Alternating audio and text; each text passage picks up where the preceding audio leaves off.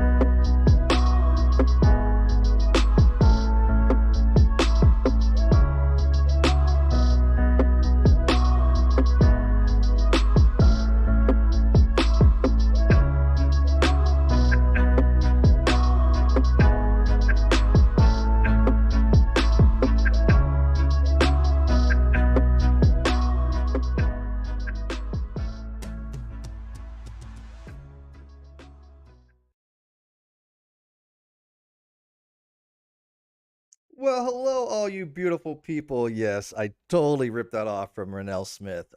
Sue me. No, I'm just kidding. Yeah, she always says that, and I just happen to like it. And it's kind of apropos today, man. I see some beautiful people out there, some names I haven't even seen for a while, and some ones that have been around for quite some time. So welcome to the Non-Sequitur Show. This is a little bit different than most of the shows that we've had. Usually, again, on this particular channel, we have discussions. We talk about various subjects and things of that nature, and usually have a kind of a podcast type discussion. But unfortunately, that's not the case in this particular episode. This will be a little bit different. Watch, don't watch. Hopefully, it'll be entertainment, but I think it's more going to be informative. I had discussed with Reds where I wanted to put it on this particular channel or my other channels, and I want it on this channel. And the reason why I want it on this channel is because I think I owe it to the fans of the Non-Sequitur Show, the people that have been around for 2.5, 3 years, 4 years, however long it's been, that they get a resolution to what has taken place over the last several years. Now, we've been talking about many different things about the case. If you go to my channel, which is in the video description, there is a video called The Death of the Non-Sequitur Show. If you're not familiar with the lawsuit that I had against Kyle Curtis, go watch that. That was the predecessor for it. That was the beginning of the end, so to speak, when Kyle Curtis decided to take upon his own initiative to boot me and the producer Berlinator off the show. Luckily, we had a great friend in Australia by the name of Ruhif that was more than, I have no words to even describe it, just extremely generous to fund a lawsuit. And that lawsuit has ended up with this. This is the final culmination of that lawsuit. Now, if you guys have been following the lawsuit, if you look at the public record, it was dismissed. And the reason why we dismissed it is because we had this particular document in hand. This particular document has never been made public. I've only shown it to a very handful of select people. Matter of fact, most people in the audience there probably has not seen this before. I did so for a very select reason. First, I wanted to see what kind of people were saying about it. Yes, they got everything wrong. Go figure. But second, I was going to hold it off until Kyle defaulted on it, which, of course, I figured that he would do. This is not any big surprise. And then, bring it up then. And I think that this will actually show you, in a nutshell, what the resolution was. It is called a settlement agreement. It is called a confession of judgment, meaning that he has confessed to certain things and stipulated to certain things. That is why the court case did not need to proceed. There need to be no ruling on something if he already admits to everything, right? If he says, okay, I owe you this amount of money, then there's no reason for a judge to rule on that. And so he signed a confession of judgment. An executed copy was, given to the attorneys. In this case, his attorney quit on him, so he didn't have an attorney to execute it to, but he was served a copy. We got a super chat. Oh, wow. We are super chat right off the bat. Stupid Whore Energy, $5. You're rich now. Marry me. Oh, honey, I would marry you if you're poor. It'd just be one night, though. Just have a honeymoon. Go do our thing. Probably just get drunk in Cancun. Strictly platonic, because I know you're not into that. But I would happily do so any day of the week with you, and you know that. My first marriage proposal. Stop.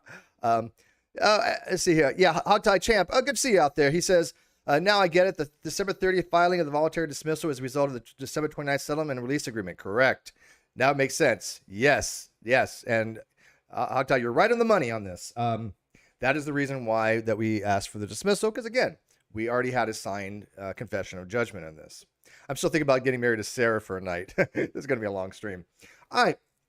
So I will be happy to answer questions as we continue through this. If you have, anything you want to know, please let me know. I'll try to be as informative as possible. Like I said, I didn't hide this for any particular reason. I just didn't want to make it public until everything was said and done. And my lawyer just thought there was probably a better idea. He didn't care one or another. He's submitting it into the public record next week. He said it's perfectly fine. Do what you want with it. Kyle's already in default, and we're going to be figuring out ways to basically go after him for the next 10 years. And there are ways of doing that. Those I'm not going to go into, unfortunately, how we're going to proceed with that. But you guys can figure some things out. So, Frank wants to marry me too. Oh, I do love you, Frank. I do, and I appreciate all you've done for the Great Debate community and for hosting the Great Debate community blog and my other things and the web stuff you do. You're absolutely amazing, and you're extremely good at what you do. But you're not my type. Sarah kind of is. But don't tell her that, okay? I don't want to get another lawsuit. I don't need Sarah accusing me of, he sexually harassed me on NonSequitur Show. Yeah. Never happened before. Never happened ever. Never will ever happen. And but I still marry you, Sarah. All right, so let's get into this. This is kind of a long document, I guess. I mean, it's not that long. It's just, there's a lot of stuff in it. So the first part here is basically the whereases of the document. This basically said this is going to be executed on December 29, 2021. By the way, make sure you guys can see this. If I need to make it larger, let me know. You cannot garnish wagers in North Carolina, unfortunately, Sarah. One thing you cannot do is garnish. However, they have other means to get income, but you just can't. You can't garnish through the work. But if he is working, there is other ways of getting money, and he has no say in it. So. All right, so this settlement and release agreement, this agreement is entered into this 29th day of December 2021 by and between Kyle Russell Curtis and Steve McRae, collectively herein as the parties. That is not doxing, by the way. His name is in public record. All this is public record. Everybody knows his name. He's said his name millions of times. So if anybody says he's doxing, you're full of shit. All right, whereas Mr. Curtis and Mr. McRae previously had a partnership whereby they operated the online channel, the YouTube channel, or YouTube known as the Non-Sequitur Show. Herein, the channel. Whereas Mr. McRae and Mr. Curtis had a disagreement over control and ownership of the channel. That's an understatement, to say the least, isn't it? I would say that's a little bit of an understatement. But yes, we had a disagreement on the fact that we started this channel together. We started the show together. We had combined ideas and forces and resources to make this channel what it was. He, for some odd reason, wanted to make it all about him. Well, not even an odd reason. He's a narcissist. He's a straight narcissist. Anybody who thinks otherwise, you're just out of your mind. It was clearly he was willing to lie under oath. Not to get too far ahead, but yes, Kyle Curtis did in fact lie under oath. He did lie in a deposition. He did submit false evidence to the court. He did run a false narrative to the court to try to get him out of the default judgment, which I believe he was assisted by other unscrupulous YouTubers, to say the least, one of which has a law degree.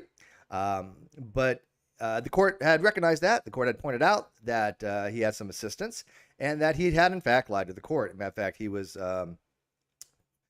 held for 2 counts of criminal contempt, 1 count of civil contempt, and did go to jail for a unrelated charge of domestic abuse because he beat up his boyfriend. That video is also on my other channel, Steve McRae, which you can go watch on the CCTV. And he got arrested for that, but he stayed in jail because of the warrant out for him, criminal contempt on the court. William Peterson, $5 says, congrats. This has been a long time coming. I followed this in the Death of Non-Sequitur Show. Thank you, William. I do appreciate it. A lot of people have, and that's why I wanted on this particular channel, because I want you all to see the resolution, because they said it would take about 2 some odd years. And normally it probably wouldn't have, because the Covfefe, things did get dragged out. And of course, Kyle had unscrupulous people helping him, and which made him, a little bit more, I guess, emboldened, to say the least. But it's going to cost him, because, he could have got away with just paying a third of what this was for. Now he's going to be held liable for the entire judgment, and it's good for up to 10 years, and I can renew it. And like I said, there are ways of going out with him, out after him. Who would want to go after Kyle? Ew. But he listened to very, very ignorant and inept people. And because of that, they led him down a path that not only did he destroy the channel, not only did he wreck what was, I believe, what it was one of the better podcasts out there, if not the best podcast in philosophy of religion on these topics. He wrecked his own life because, he has been in jail over this. This is going to be a permanent judgment against him. No, it does not affect his credit score because TransUnion and Experian no longer factor in civil judgments. But if a loan or something like that does go looking for anything like that, this will be in the public record. And like I said, I'm going to be going after him every opportunity I have, anytime, anywhere. I mean, he's not going anywhere. So, okay. So whereas Mr. McRae filed a lawsuit against Mr. Curtis, caption, Stephen McRae, that is my actual name. I doxed myself. Damn it. Kyle Russell Curtis, Guilford County, North Carolina Superior Court. Case number 19, CVS 816, the lawsuit. And whereas the lawsuit was designated to the North Carolina Business Court, by the way, there had been some unscrupulous lawyers out there that said I had no case. There had been some unscrupulous lawyers that said Kyle was improperly served. We knew that Kyle had been properly served. The court has determined that Kyle was properly served, and the court had even told Kyle that even if he had moved, he still would have been properly served, contrary to many dishonest people out there on the internet that was trying to, embolden Kyle. We all know they were wrong now. I mean, it's just an objective fact. They were wrong. Go figure. Whereas the lawsuit was designated to the North Carolina Bid Court, and whereas the parties desire to settle the matter raised in the lawsuit as well as any other matters that may exist privately between them, which is fine. Again, if somebody's willing to give you what you want, there's nothing to be adjudicated. Right? There's nothing to be, to go in front of a judge if they say, yes, we did this, we're liable, we're culpable, we are, going to have restitution. When you say he's responsible for the entire judgment, do you mean the entire 115? Yes. Before he only had to pay me back $35,000. But we'll get into that. All right. Whereas now, therefore, in consideration of the foregoing and mutual agreements contained herein, and for other good and valuable considerations, the sufficiency of which is hereby acknowledged, the parties hereunto agreed to as follows. 1. Settlement payout. Mr. Curtis agrees to pay the sum of $35,000 to Mr. McRae according to the following schedule. By the way, this was a schedule that Kyle wanted. This was something that my lawyer said that Kyle wanted, and that I agreed to. A, 6 monthly payments of $400 a month payable on the first of each month beginning July 1st, 2022. If you look at the date, today is July 8th. Not a payment was made on the 1st, and he had a 5-day grace period, which we'll get into. Josiah Hansen, for $2, my friend says, to everyone who said otherwise, I told you so. You damn right. Yeah, I mean, they all got it wrong. I mean, Hogtie Champ says, to be clear, I thought Kyle had a good motion. I was right on the law, but wrong about the facts, which sucks. I'll be a lost a bet to Ruhev Gur. I don't know what you're right about the law. The law had said that even if Kyle had moved, he still would have been held that he was properly served. So I don't know what legal thing you're talking about, but yeah, you'd have to tell me the law, the statute. I have to go look that up. But yeah, most people got the facts wrong. I mean, seriously, the only people that were putting out the correct facts the entire time were Root, myself, Reds, and Bullinator. That's it. From the day one of this case, because we've been around since day one, we have always told you guys the facts. We've always told you everything without any kind of reservation, without any kind of obfuscation. And yet there are unscrupulous people out there that lied about things continually merely to bolster up Kyle. Even after it was determined that he had lied to the court. Again, look in the video description. There's a video there that talks about how Kyle forged bank records. Go watch it. It's on my channel. It's not very long. But there was even people out there, even after that evidence came out, that lied and said they were not altered. Lied and said they even watched Kyle log in to his bank accounts with the attorney. That was a lie. Fun fact, his attorney withdrew from the case because Kyle had lied to him, or her, I'm sorry. All right, so B, monthly payments of $600 payable on the first of each month starting January 1st, 2023, and lasting until balance is paid in full. So his first payment for $35,000 would have been July 1st. But he's in default of that, so he no longer owes me $35,000. He now owes me $115,000, which, again, we will get into. One sec. Mikey Cage. What up, Mikey? Welcome to the Initiate. We got a new member. Yay! Go, Mikey. It's your birthday. Go, Mikey. Yeah, nobody ever wants me to hear sing. I know. But thank you, Mikey. Good to see you, my friend. Appreciate it. All right, so let's continue on. It says, each payment shall be made payable to Revolution Law Group, which was my attorney, and delivered to the following address. And that's their address. It's a nice place, very nice. And I cannot emphasize enough what a brilliant job my lawyers did. They were always on top of things. Scott is the name of my attorney, and he is probably the best attorney he is the best attorney I've ever worked with in my life.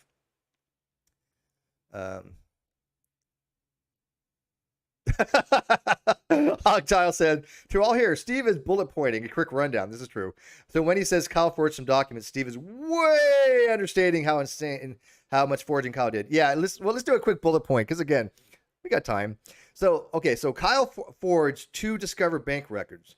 I believe it was October and November. What he did was he took the date and then changed the date so it appeared he opened the account earlier so he could lie to the court saying that he was not living where he was served, and trying to run the narrative with the court that he had moved in with his boyfriend, who denied him moving in, and had actually forged a lease agreement with his boyfriend. That's 2 things he forged. Forging his signatures on the document that his boyfriend never signed. He also forged some Discovery. I'm assuming not Discovery. Amazon stuff, which is really awkward, right? He literally took something that he got from Amazon, which were Pop Rocks, and changed the date on it to make it appear he got it at a different time. Although we knew that the account that had been opened for Amazon was opened after the delivery date.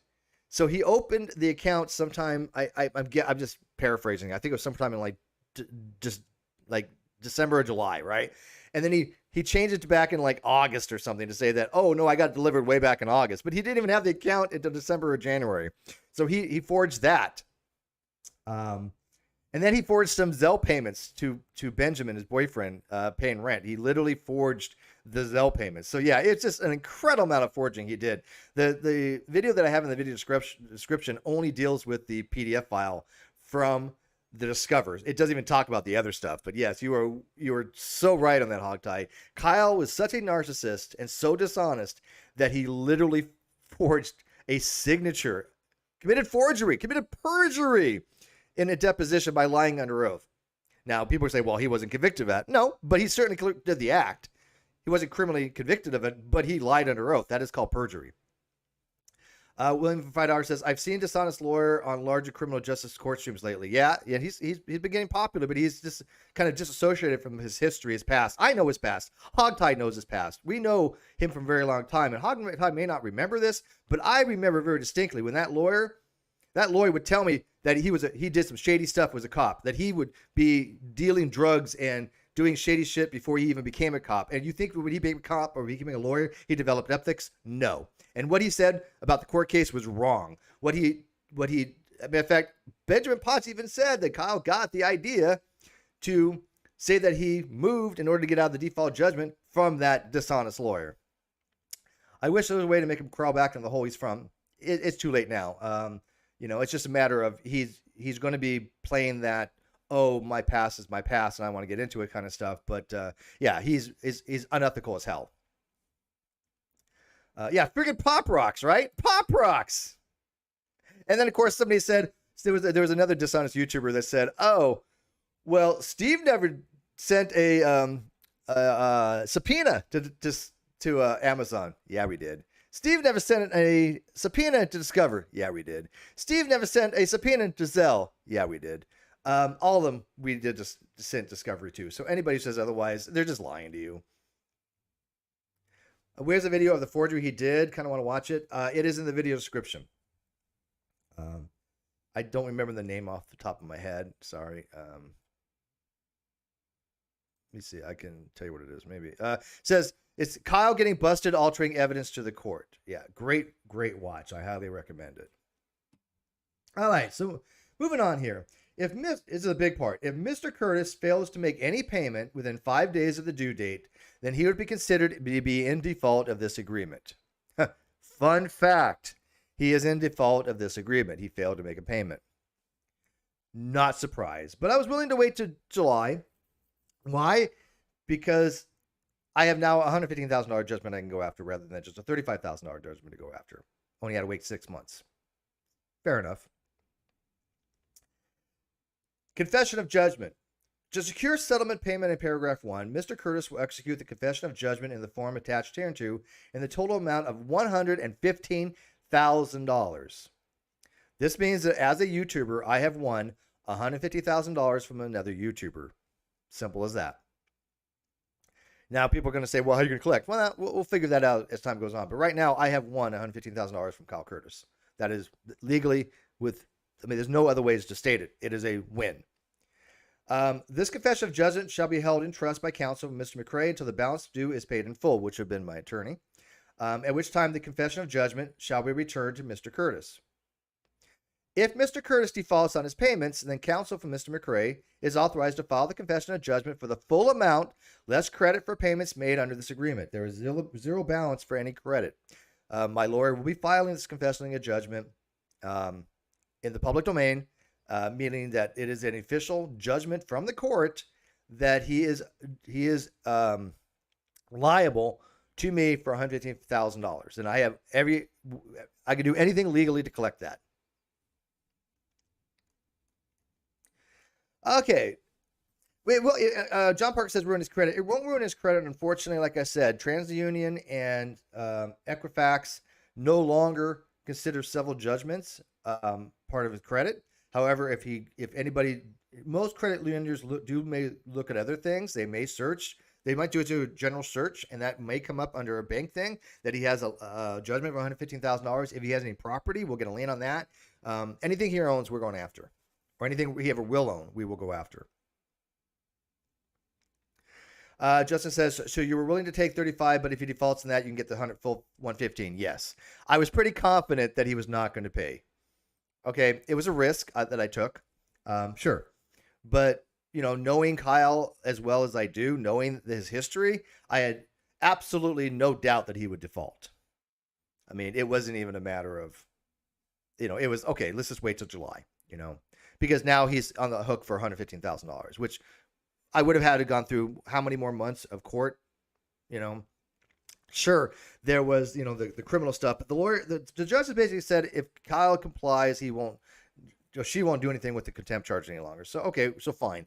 I talked to my lawyer today. We're fine, done with the court case. Nothing more can be done through the court, really. I get that. Okay, so we're going to leave that as is. It'll be filed, but, like I said, it doesn't need to be adjudicated. No problem.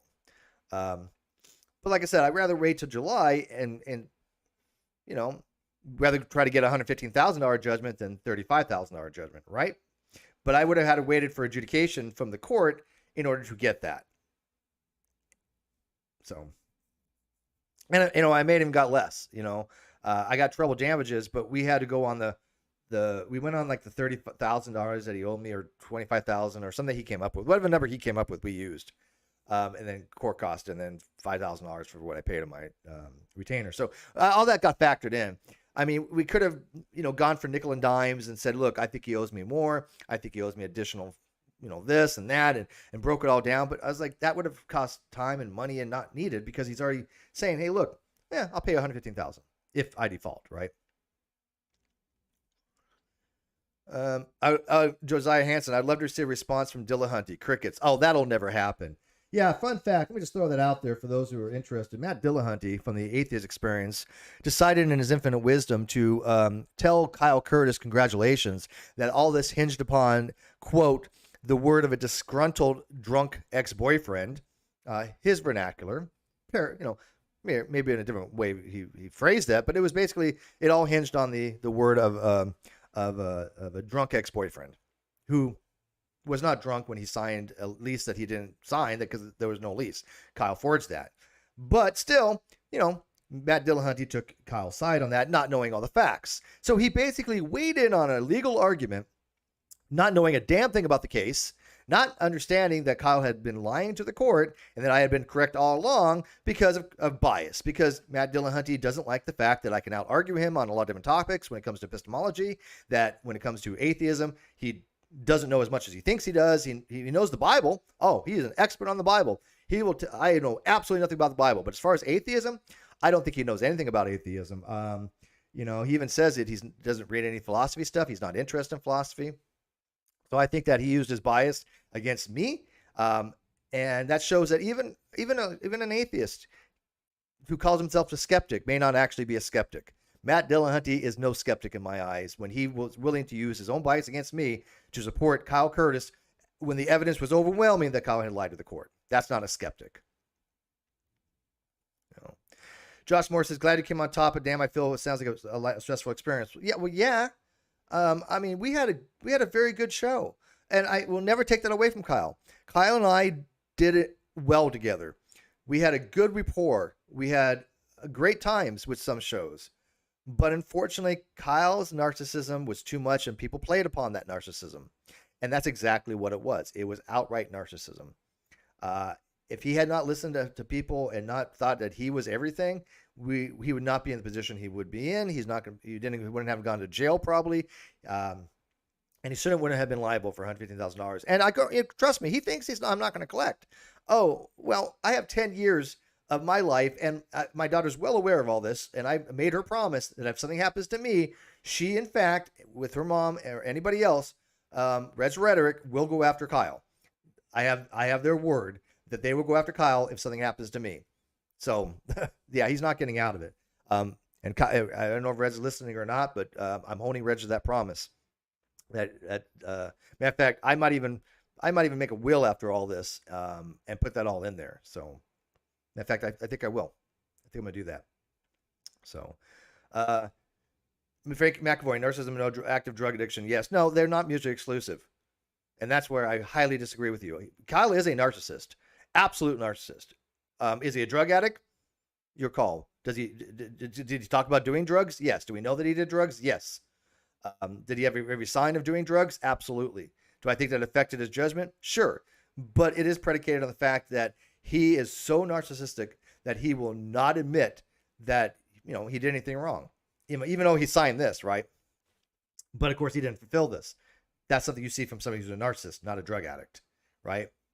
Same thing that happened with Katie Polson, right? She makes an apology video to me, but then retracts that apology. That's narcissism, which a whole thing's going to come out on that one pretty soon too. I am releasing things that I've never released before on that, not on this channel, but if you're interested on that particular lawsuit and that particular thing, because Katie Joy was a co-host on this channel, I'm releasing documents that have never been released. But that's going to be probably later on this week, or well, I guess it would next week. All right. And it may, like I said, I might even not be the one releasing them. I've gave them to certain people to release. All right, 3A, channel assets. Prior to the execution of this agreement, Mr. Curtis transferred ownership of the channel to Mr. McRae's attorney. That is correct. And Mr. Curtis was removed as an owner of the channel. That is also correct. To the extent it becomes necessary, Mr. Curtis agrees to continue cooperating with Mr. McRae and his counsel to ensure that counsel and all related assets are fully transferred to Mr. McRae. I'm gonna put that about 80 to 90%, but the rest weren't really worth worrying about. But I did get the Teespring, I did get the Patreon, I did get the RSS streams. I did get the web page, but I bought the domain on that. So I got most of it. Anything of any consequence. In addition, Mr. Curtis agrees as follows. To the extent Mr. Curtis owns or creates any of the artwork, graphics, or music that has been previously associated and or with used in conjunction with the channel, Mr. Curtis relinquishes any and all rights to that artwork, graphics, or music, and expressly transfers all rights to Mr. McRae. Now, this was already implied by the judgment that I had owned the channel and all things associated with it. Mr. Curtis did falsely try to DMCA me 4 times, if I'm not mistaken. That limited my ability to stream. I was severely crippled by that, and they were fraudulent.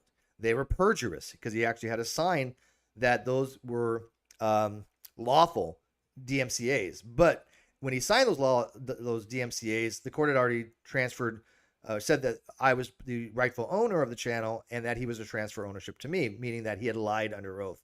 We did contact a detective. I have all that documentation, correspondence with the detective.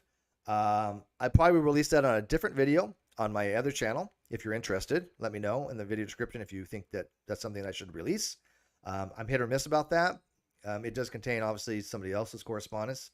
But let me know what your feelings of that on, if you want to know about what we told the detective. I think that I might, but you might convince me even to do it sooner if you leave a comment in the comment section. So, but unfortunately, the detective wasn't really interested in pursuing such charges, even though, as my attorney said, it was given to him on a silver platter.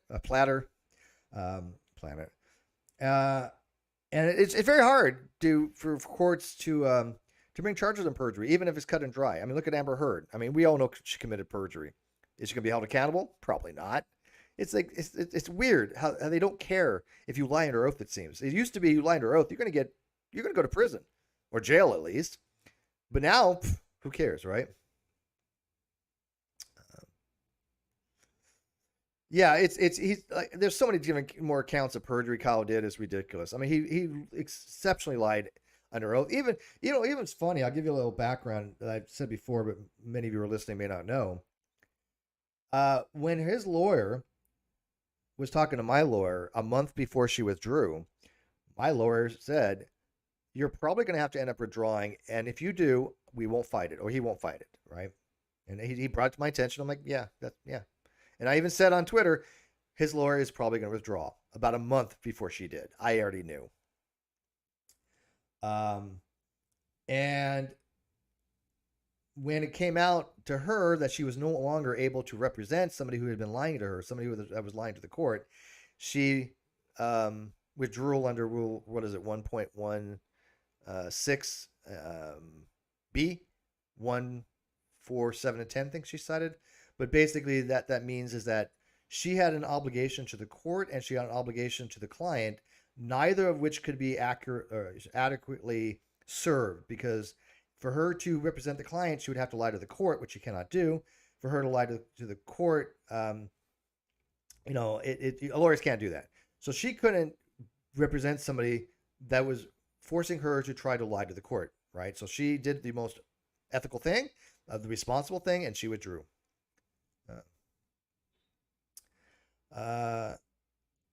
The judgment, YBS says, judgment was voluntarily dismissed. The court orders carry no weight. He has only been threatened with 2 counts of intolerant. He was only threatened with 2 counts of involuntary criminal contempt. That's actually false. He was held on bond or bail, on a bond, $10,000 cash bond for criminal contempt. He was in jail under bond for criminal contempt. That wasn't a threat. He was literally in jail. We have the paper warrant in hand. So I think you're incorrect on that. I know you're incorrect on that. So might want to update your info on that. William Peterson, $5 more. Thank you, William. He says, what about the petition drive by fans to prosecute for perjury and forgery? I don't know. Like I said, the detective didn't want to pursue it, even though we had typed it all out. It was a gift to him. But unfortunately, the assistant district attorney, who was very kind, she could not stand Kyle. She never wanted to hear Kyle's name ever again, she told me. She was willing to press charges, but unfortunately, and I don't know how this is in other states, but at least in North Carolina, a district attorney cannot bring forth charges. They can only prosecute charges. In order to bring forth charges, you need a detective to bring forth the charges, or some law enforcement agency to bring forth the charges. And we couldn't get one to do it, unfortunately. Hogtie says, quick note, a lawyer sometimes withdraws from representation because 1, client and lawyer agree that it's not working out. This is true. 2, lawyers can't have sensible ethical contact with client. Yes, that is true. This case was definitely number 2, without question. Anybody thinks otherwise has not been paying attention. Again, but think about this. For a year, 2 years, or whatever, you had unscrupulous YouTubers out there saying Kyle did nothing wrong. Kyle didn't forge anything. Kyle didn't lie under oath. Steve was so wrong. Oh, Ben, Kyle's boyfriend, he's not testifying. Oh, Steve knows. There was an unscrupulous lawyer that said, oh, Steve knows Ben's lying. Yeah, so all those people, they knew they were lying. They were wrong. They were dishonest. Anybody who had a half a brain could tell that Kyle was committing crimes, that Kyle was committing forgery, perjury, and that it submitted altered evidence. It did not take that big of a genius to figure this stuff out, although geniuses did figure this out. But once it was figured out, I mean, come on, it was in your face that he lied. Kyle Curtis did not agree to have his lawyer request to leave the case. I don't know. I don't think that he has to agree to it, obviously. But honestly, hogtie, I don't know what he did on that. I have no clue. She made the motion on her own because she couldn't communicate with Curtis. And that is true.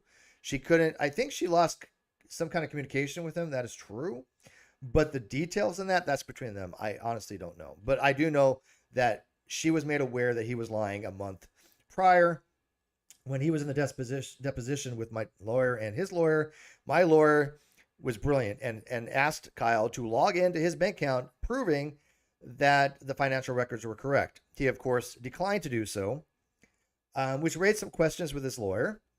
His lawyer said that he would log in with her at an unspecified date in the future. He never did, which she knew he was lying.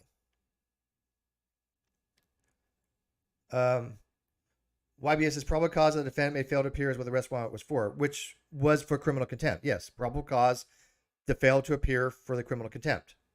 Yes.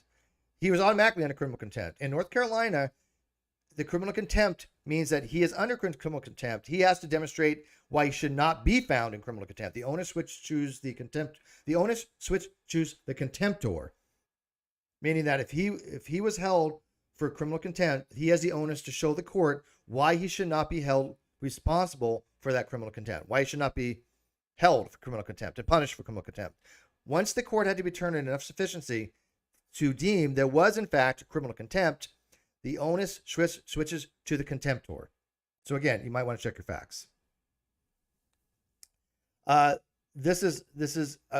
You're incorrect, YB. This isn't a judgment from the court signed by the judge. This agreement between Steve and Kyle, with Kyle essentially missed everything in writing. This is going to be in the court record. This is being made public in the court record. Judge does not have to sign off on it. It is legally binding from the court. The court was made aware of it. It did go to the judge. The judge, they don't have any issues with it. So this is a legal binding thing that doesn't need to be any lawsuits or anything like that. It will be entered into the court record in the judgment. So you're extremely wrong on this, YBI. So I'm going to guess that you don't have a law degree. All right, continue on. Mr. Curtis agrees that he would not cause any complaints or grievances to be filed with YouTube or any platform concerning such artwork, graphics, or music. To the extent Mr. Curtis has filed any complaint or grievance in the past that is still active, Mr. Curtis agrees to withdraw that complaint or grievance. Mr. McRae may use and rely on this agreement to prove his right to such artwork, graphics, or music, meaning that I own 100% of the copyright.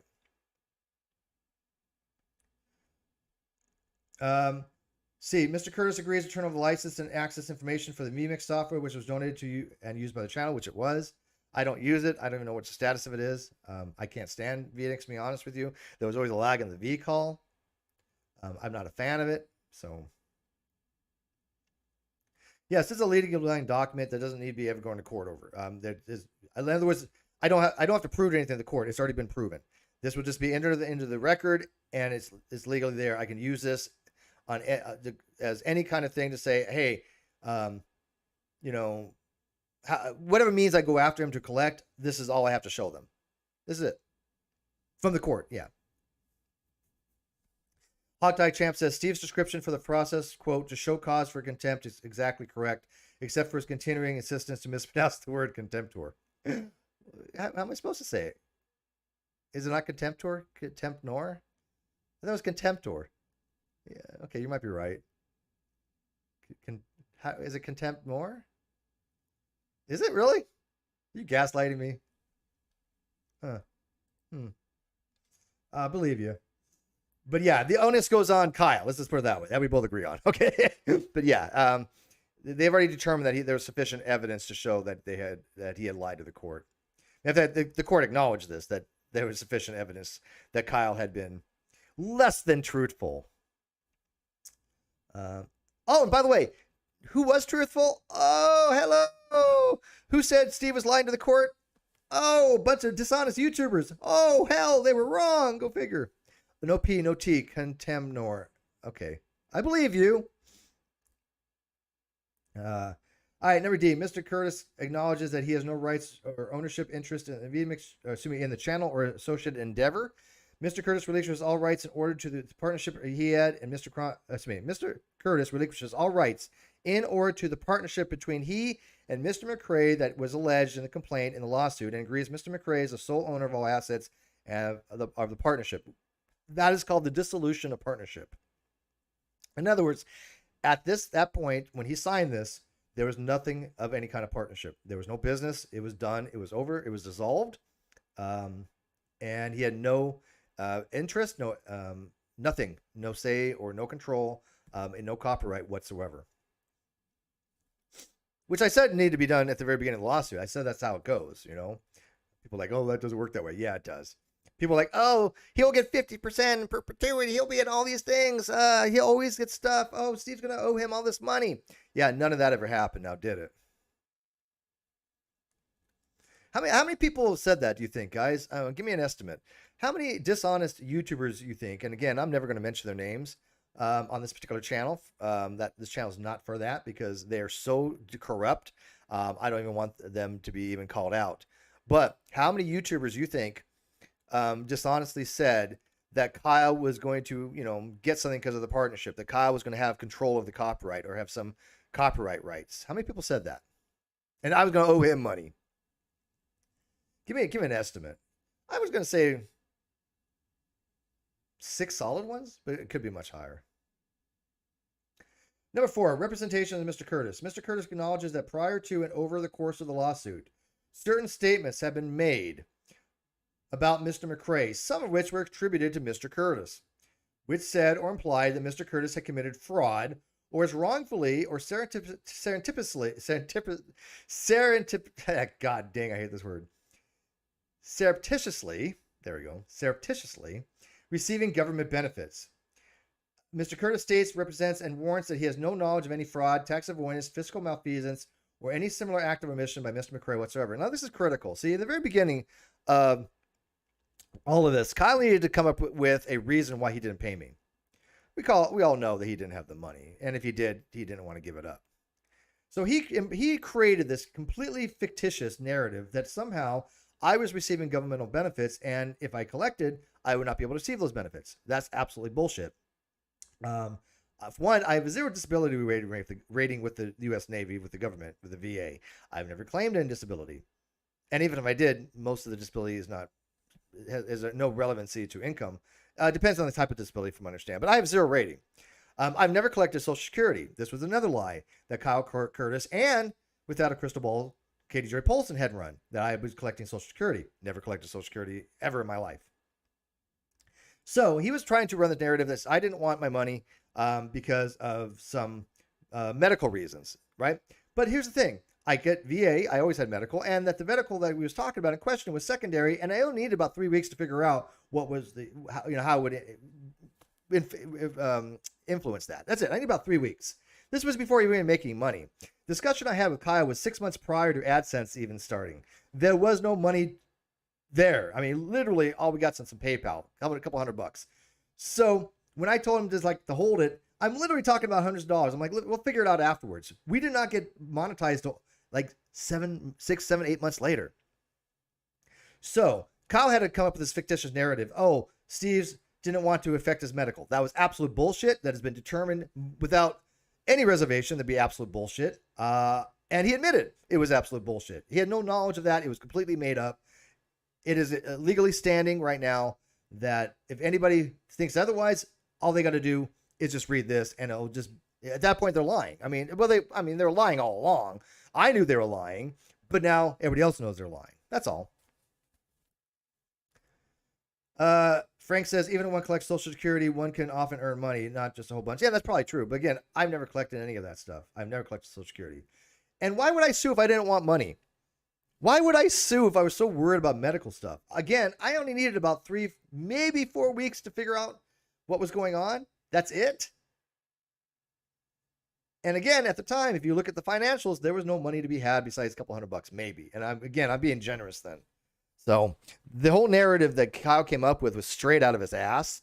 He just basically took what I had told him and completely misunderstood it and ran with it because he needed an excuse. He needed an excuse not to pay me.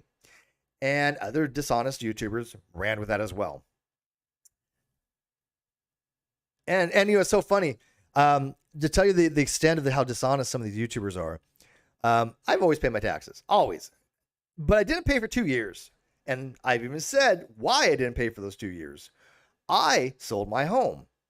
I moved from where I used to live, which was about a mile that way, half mile to a mile that way, literally down the street. I had a nice house. I sold it. I had equity in that home. I lived off that for a couple years. I made some decent money. But I didn't have any income. And when I did have an income, it was less than $4,000 that year, I think, whatever it was. But anyways, it didn't meet the threshold to report, even if I did make any, which I think for 2 years, pretty solid. I think I didn't make a dime. I think the third year I made somewhere in that ballpark. But for 2 years that I didn't make anything, I didn't file taxes. Why? Because I'm not required to. You're not required to file taxes if you don't have any income. And so people had dishonestly said, oh, look, Steve said he always files taxes. And yet here he's saying he didn't file taxes for 2 years. Well, yeah, because I didn't have an income. And I said that how many times that I sold my house and I lived on that. This tells you that these dishonest people that were supporting Kyle were no different than Kyle. They were no different in how duplicitous they were to just run this bullshit to get people to try to get on their bandwagon in order to try to slander me in order to support Kyle. And most of them knew Kyle was lying and they still didn't care. That's the worst part. I don't even know what's worse. Somebody who supported Kyle because they just were ignorant of the evidence, or somebody who actually knew that Kyle was lying and still supported him. I mean, obviously the latter is more egregious, but I think the first one is pretty egregious too because they didn't even bother to get the facts. Oh, yeah, Frank says the IRS would have written nastygrams if you owe them money. Oh, yes. The IRS will always get the money. I've never had a single issue with the IRS. I said a long time ago, and this is a fact, I did have a small issue with the California State Franchise Board, but it was around $100 some odd. It was nothing of any consequence, of any significance. And it was just an error I had. So, I mean, it was fixed, right? But I've never had any issue with federal tax. None, ever in my life. And I'm 53 years old. And I paid taxes since I was, 17? So, maybe 18. I don't know, whatever it was. Well, I don't know. Maybe, hang on. I don't think I paid. Did I? I don't remember my filing in the Navy. I don't know how that worked. I don't remember. I don't think I had to. Because it was tax-free. Because in the Gulf, the income was tax-free because we were in combat zones. Yeah, I don't remember. I honestly don't remember. But anyways, in my adult life, I've always filed, obviously. Chris says, I can't believe that Kyle's ego convinced so many people and ultimately destroyed an awesome camaraderie of YouTubers. Well, it did. It only convinced a handful of people. I'm serious. I think the vast majority knew Kyle was bullshitting. They just didn't care.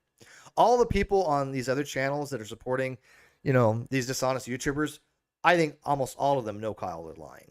There's a small handful, and I would say probably maybe 5 people in total that actually believe Kyle still, but it's not very much. It's not very much at all. I am convinced the overwhelming vast majority knew he was lying, but just didn't care. All right. Moving on. Hi, One Warped Angel. How are you? Moving on. Mutual release of claims. Upon execution of this agreement and receipt of properly signed and notarized confession of judgment, the parties shall, each on himself and his respective heirs, successors, agents, assigns, and agents, forever relinquish, remise, release, and discharge each other and the respective heirs, successors, assigns, and agents form, and any and all claims, obligations, liabilities, losses, damage, costs, expenses, attorney fees, actions, and demands of every kind and nature relating to the matters alleged in the lawsuit, or that could have been alleged in the lawsuit, and from any other matters, known or unknown, from the beginning of the time of the date of this agreement. This release in no way waives any claims arising against either party from the breach of this agreement itself.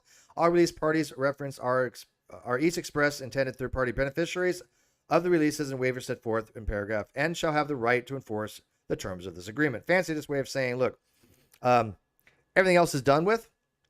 We can't bring new actions. We can't bring new causes.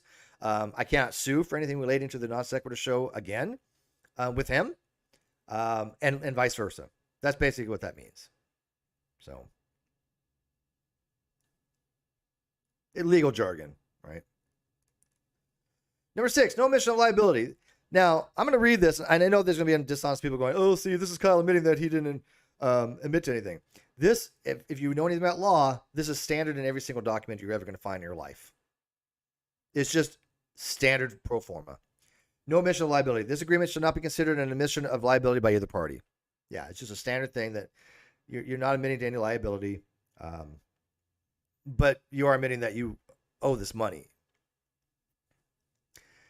Number 7, miscellaneous provisions. If for any reason or any term or provision in this agreement is void or unenforceable, it shall only affect such particular term or provision of this agreement, and the balance of the agreement shall remain in full force and effect. In other words, if it's something that's just a little, some minor little thing that's not enforceable, it doesn't negate the entire document and the agreement. This agreement may be executed in a number of counterparts, each of which shall be deemed an original, and all such counterparts shall constitute the agreement.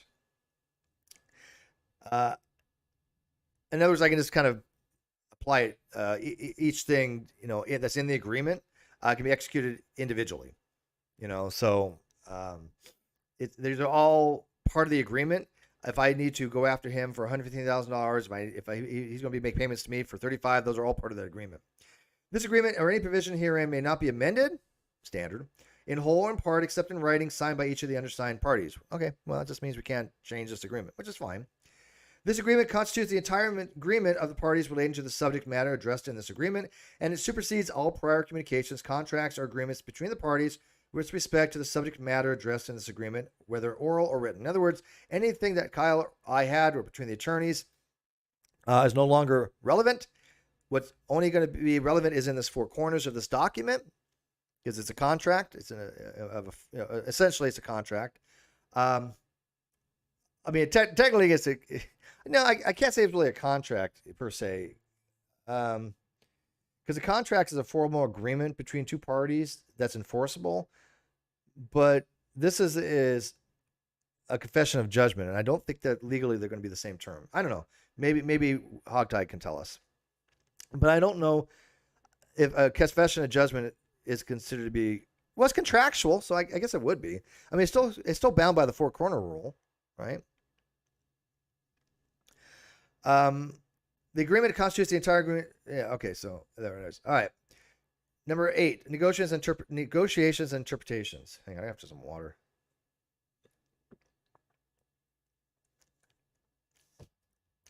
This agreement has been negotiated by the parties. The parties warrant and agree that they are not relying on the advice of any other party or anyone associated with any party as to the legal, tax, or other consequences of any kind arising out of this agreement. I wasn't, so I don't know about him. Accordingly, each party hereby releases and holds harmless the other party and all counsels and consultants for other parties for the claim, cause of action, losses, damage, or any rights of any kind that said party may assert because of any legal, tax, or any consequences of the agreement other than those set forth herein. In other words, you can't come after my attorney or anybody else that we may have talked about this. Hogtie says, yes, it's a contract. Yeah, I'm going to go with that. Yeah, it makes sense. There's an offer acceptance and exchange of consideration. Yes, it follows the 4 corners doctrine. Yeah, I'm going to have to go with that as well. I had to think about it for a second. Yeah, it follows the 4 corners doctrine. It was offered, it was accepted, and there was exchange of some kind of consideration, which is necessary for a contract. When I took business law, one of the most fundamental things for contractualization to say that whether a meeting of the minds was there an offer, was there acceptance, and was there something in exchange of consideration for which the contract was discussing, right? I offered this, you accept that, and we're exchanging some kind of considerations between each other. And then it's bound within the 4 corners, meaning that it's only whatever's in that document from one corner to another corner of the 4 corners, that is the contract. In other words, you can't bring in something outside of that. And yes, I took business law. Believe it or not, it was called Business in the Regulatory Environment, and it focused specifically on contractual law and torts, business torts. Binding effect. This agreement shall be binding upon and inure to the benefit of the parties hereunto, their successors, and assigns. In other words, This binds upon both of us and to our successors. I can transfer this to my daughter, which I fully intend to.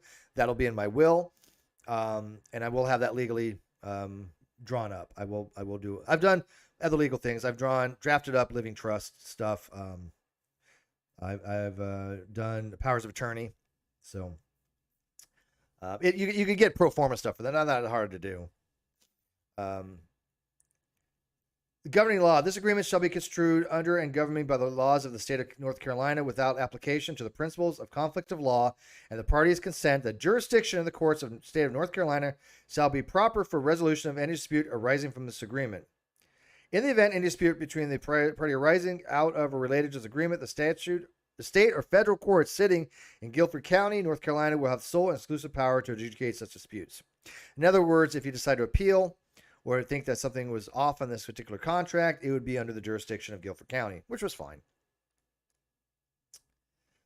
Number 12, authority and opportunity review. Each party represents that a signatory hereunto has the requisite authority to bind that party to the terms herein. In other words, you signed it, you agreed to it.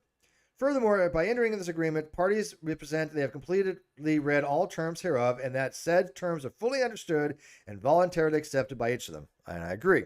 I read this. Number 13, attorney fees. In the event a party institutes any legal action or proceedings for enforcement of any or obligation hereunto contained, the prevailing party shall be entitled to recover costs or reasonable attorney fees incurred in the preparation of prosecution of the action or proceeding. In other words, if Kyle decided to appeal it, and I have incur cost, I could sue him for that as well. There is no grounds for appeal, obviously, and it would probably cost him half the amount due to appeal at this point. Counterparts, and that'll be all him. I wouldn't be out of pocket anything on this appeal because there's nothing there. I wouldn't even have to do anything. There's just no legal standing for him to appeal. Counterparts. This agreement may be executed by facsimile or email and in any number of counterparts, all of which taken together shall constitute one agreement. For purposes of enforceability, a copy of this fully executed agreement shall have the same authority as an executed original document. In other words, if he gets it by email, if he gets it by facsimile, or whatever he's getting this document, it all constitutes getting the original document. And then he signed it. And then this copy doesn't have me signed, but I do sign it and I send it back. Okay. So yes, I did sign it. This is just the copy that my lawyer sent me that I downloaded. And then I signed and sent back to him. All right. So as far as any responsibility back taxes, that's all under his individual taxes at this point. It was gone. The business taxes, it goes under his personal taxes. I don't know what his taxation situation is. When I get my income, that's considered taxable income. But I don't know how he did the taxes, and it's really kind of irrelevant. So the courts did not concern themselves with that. I couldn't really go after that because we didn't get any of the bank records. We didn't get any of the information we needed for that. But if he was responsible for his own personal taxes on that. But now that he has violated this, anything that goes through any kind of legal proceedings to get bank records, that would be something we would have to subpoena. Like I said, we're looking into multiple different things to have him honor this agreement through force. It has to be forced at this point, obviously. But I think he underestimates the resolve that I have. I think he underestimates the resolve that I have to make sure that he starts paying something. And you can't just not pay a debt. There are ways of collect, even in North Carolina, which is considered to be relatively good for debtors. As long as he has an income, there are ways to collect. Hogtie says, I've sent an email to you, so my address would bubble up on the top of your inbox. No need to invite me, but there if you wish for free. Oh, okay. Yeah, give me 30 seconds here, man. Let me just... let me get you a quick link here.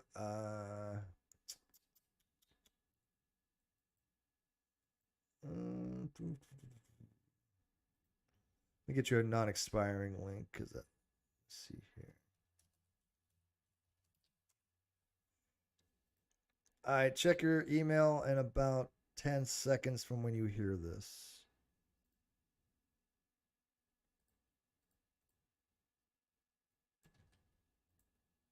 All right, there you go.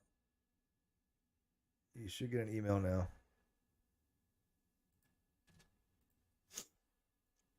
Now we wait for Hogtie Champ. And by the way, Hogtie Champ has been around since the origination of the Great Debate community. He has been around as long as Reds has. He has been around as long as the Dishonest Lawyer has been around. All right, April. April says, sadly, I must go back to work. Have a good day. Thank you, April. Much appreciated. Definitely glad that you showed up and mod for me. Thank you.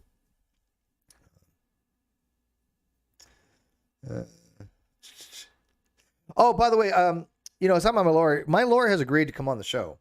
So when he has a free time, he's in the middle of a court case right now, but he's more than willing to come on his own time to discuss the case in his own words. So, oh, don't make me chase you down, Hogtie. You're not my type to chase down. So,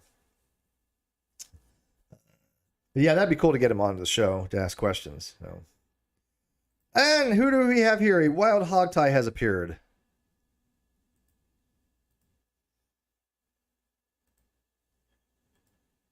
This is, I think, the second time I've done a broadcast all year.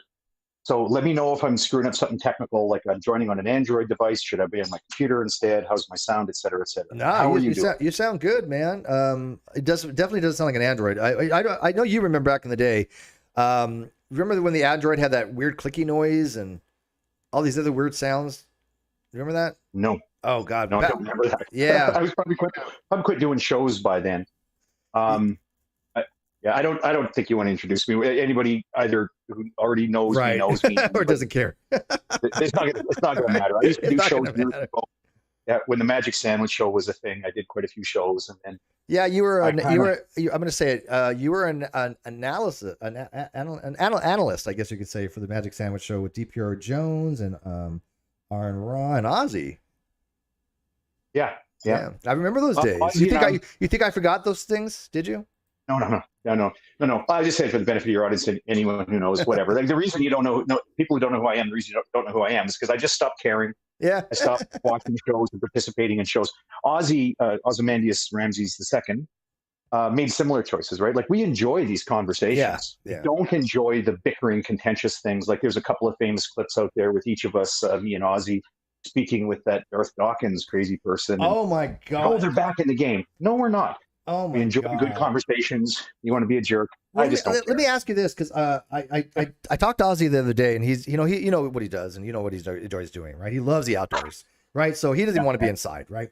But I had heard that he had talked to Darth, and I listened to it, and I don't know if it's something very, very old or very, very recent. Do you know if he had? Let me.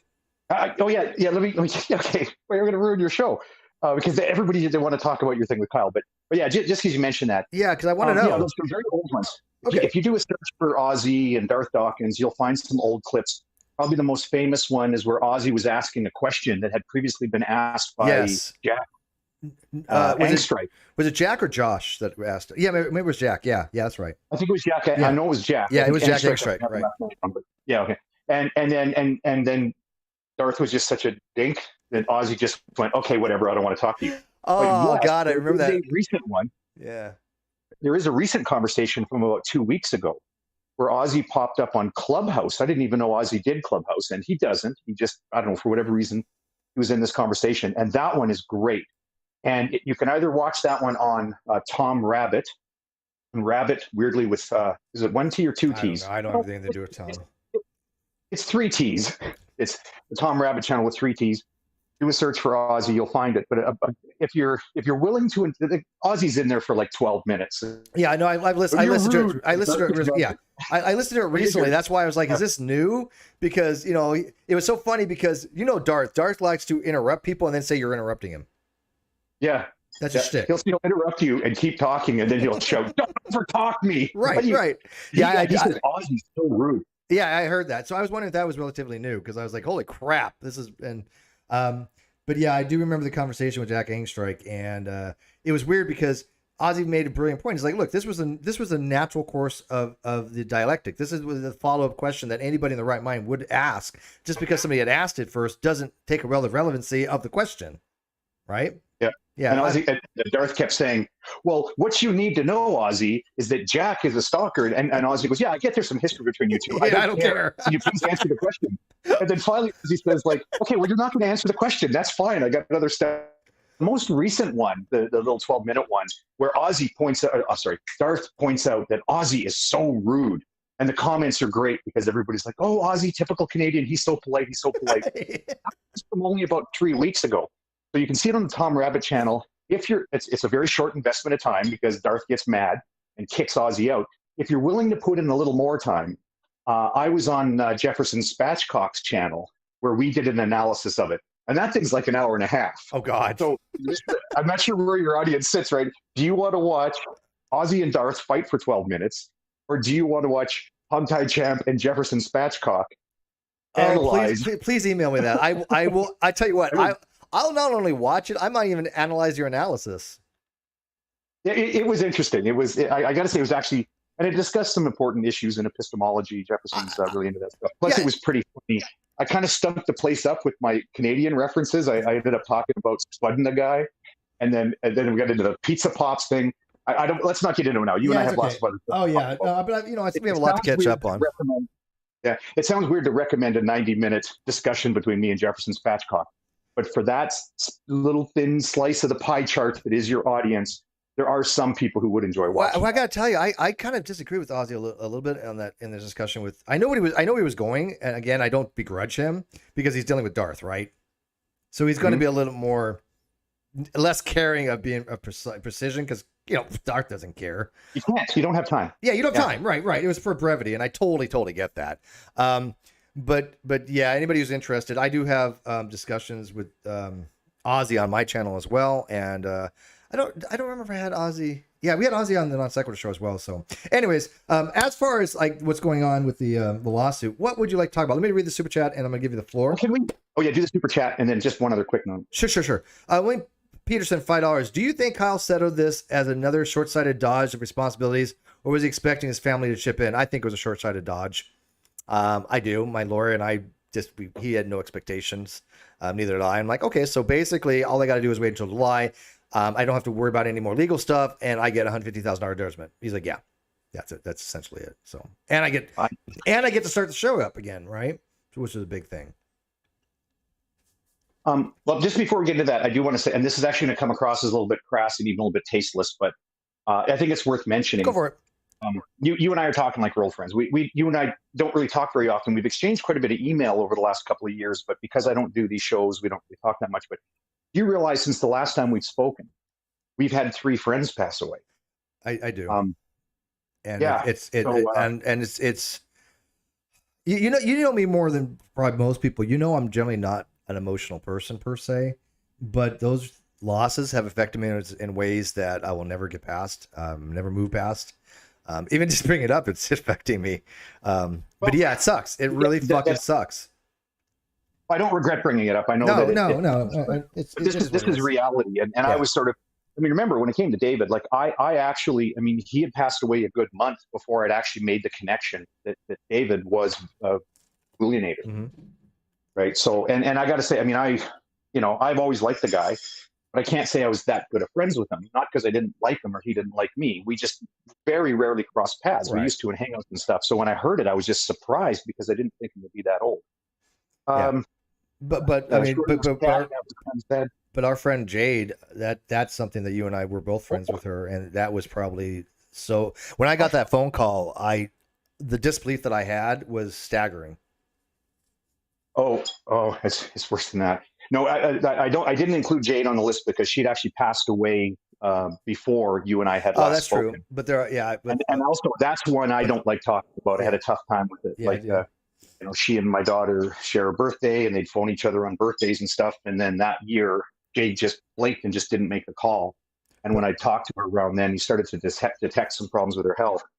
And then when she passed away, it's just such a sad story. Yeah, and she was a gift. It's such a gift. So I assume you're referring then to Bull, OPT Lore, and Schroeder? Schrodinger's cat. No, DPR Jones. Oh, DPR Jones. Yeah, that's right. Okay, that's right. DPR Jones. Oh my God, there's this. What the hell, man? I mean, all good people. All good people, man. Yeah. I mean, we're getting to that age, and yeah, I'm kind of excited because it happens. No offense, but assholes seem to live forever. You know. But anyways, all right, let's reel it back in. I'm gonna get fucking teared up. Yeah, let's go back to it. Yeah. Yeah. What do you want to say about the? I mean, I do have an observation about sort of lawyers' advice and why people who want to appoint them. Well, I'll just make the point because I started. So a lot of people, you learn bits about the law, and it's almost like when you learn a bit about how to fix a car. Maybe you know how to change spark plugs in a car, and that's a skill that you carry forward. So when you have a friend who has a car, and here we can change the spark plugs. I have a pretty good idea how it works. It doesn't matter if that car is parked in Hawaii or North Carolina or Saskatchewan. The spark plugs are spark plugs. It's not like the ones in Saskatchewan, the threads. Yeah, the concepts are generally ubiquitous everywhere. That's true, right? Right. Yeah. But every time, so I know quite a few lawyers. There's the one I kind of get the impression I don't say his name, but yeah, I'd rather know. I say his name on my channel frequently. I don't discuss certain people on this channel. This has been something that I just. Well, I'm just listening, sort of. I mean, whatever people think about them, these are people that I get a chance to speak with. There's a lot of lawyers who spend some of their time. Most lawyers are too busy to worry themselves about YouTube. But there's Mike Gravlin. He does Law Talk with Mike. He and I get on very well. Joe Palmetto. He's got a really funny show, and we get on very well. There's a lot of these lawyers that are there, and every time I'm getting to my point. Okay, every time, man. No rush. Hey, look, I know how hogtie champ can talk. Okay? I knew that was coming up. Yeah. Okay. Go for it. But whenever you ask, if you ask a layperson a question about, hey, I got a speeding ticket, what can I do? That layperson is going to know the answer, and they will give it to you. But whenever you ask a lawyer who should know the answer, they will always start their answer with, well, I don't really know. I don't practice in that jurisdiction. And they always sort of hedge their bets and waffle. And, you never know what a judge is going to say. And there's some wisdom to that. So I want to sort of highlight one particular thing about this. I did see, I think it was early February. I haven't checked on that case for a while. And I saw so it was December 30th, 2021, was when the court accepted filing of a voluntary dismissal filed by plaintiff. So presumably this was something you had discussed and instructed counsel to do that dismissal. And there's no turning back. Correct. That's not, Yeah. And I thought, well, did Steve give up? Like, to me, that was a terrible move.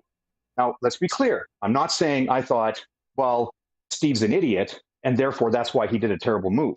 I looked at it and I went, that doesn't make sense. One set of circumstances where that would make sense is that you realize that you're not ever going to get money out of Kyle.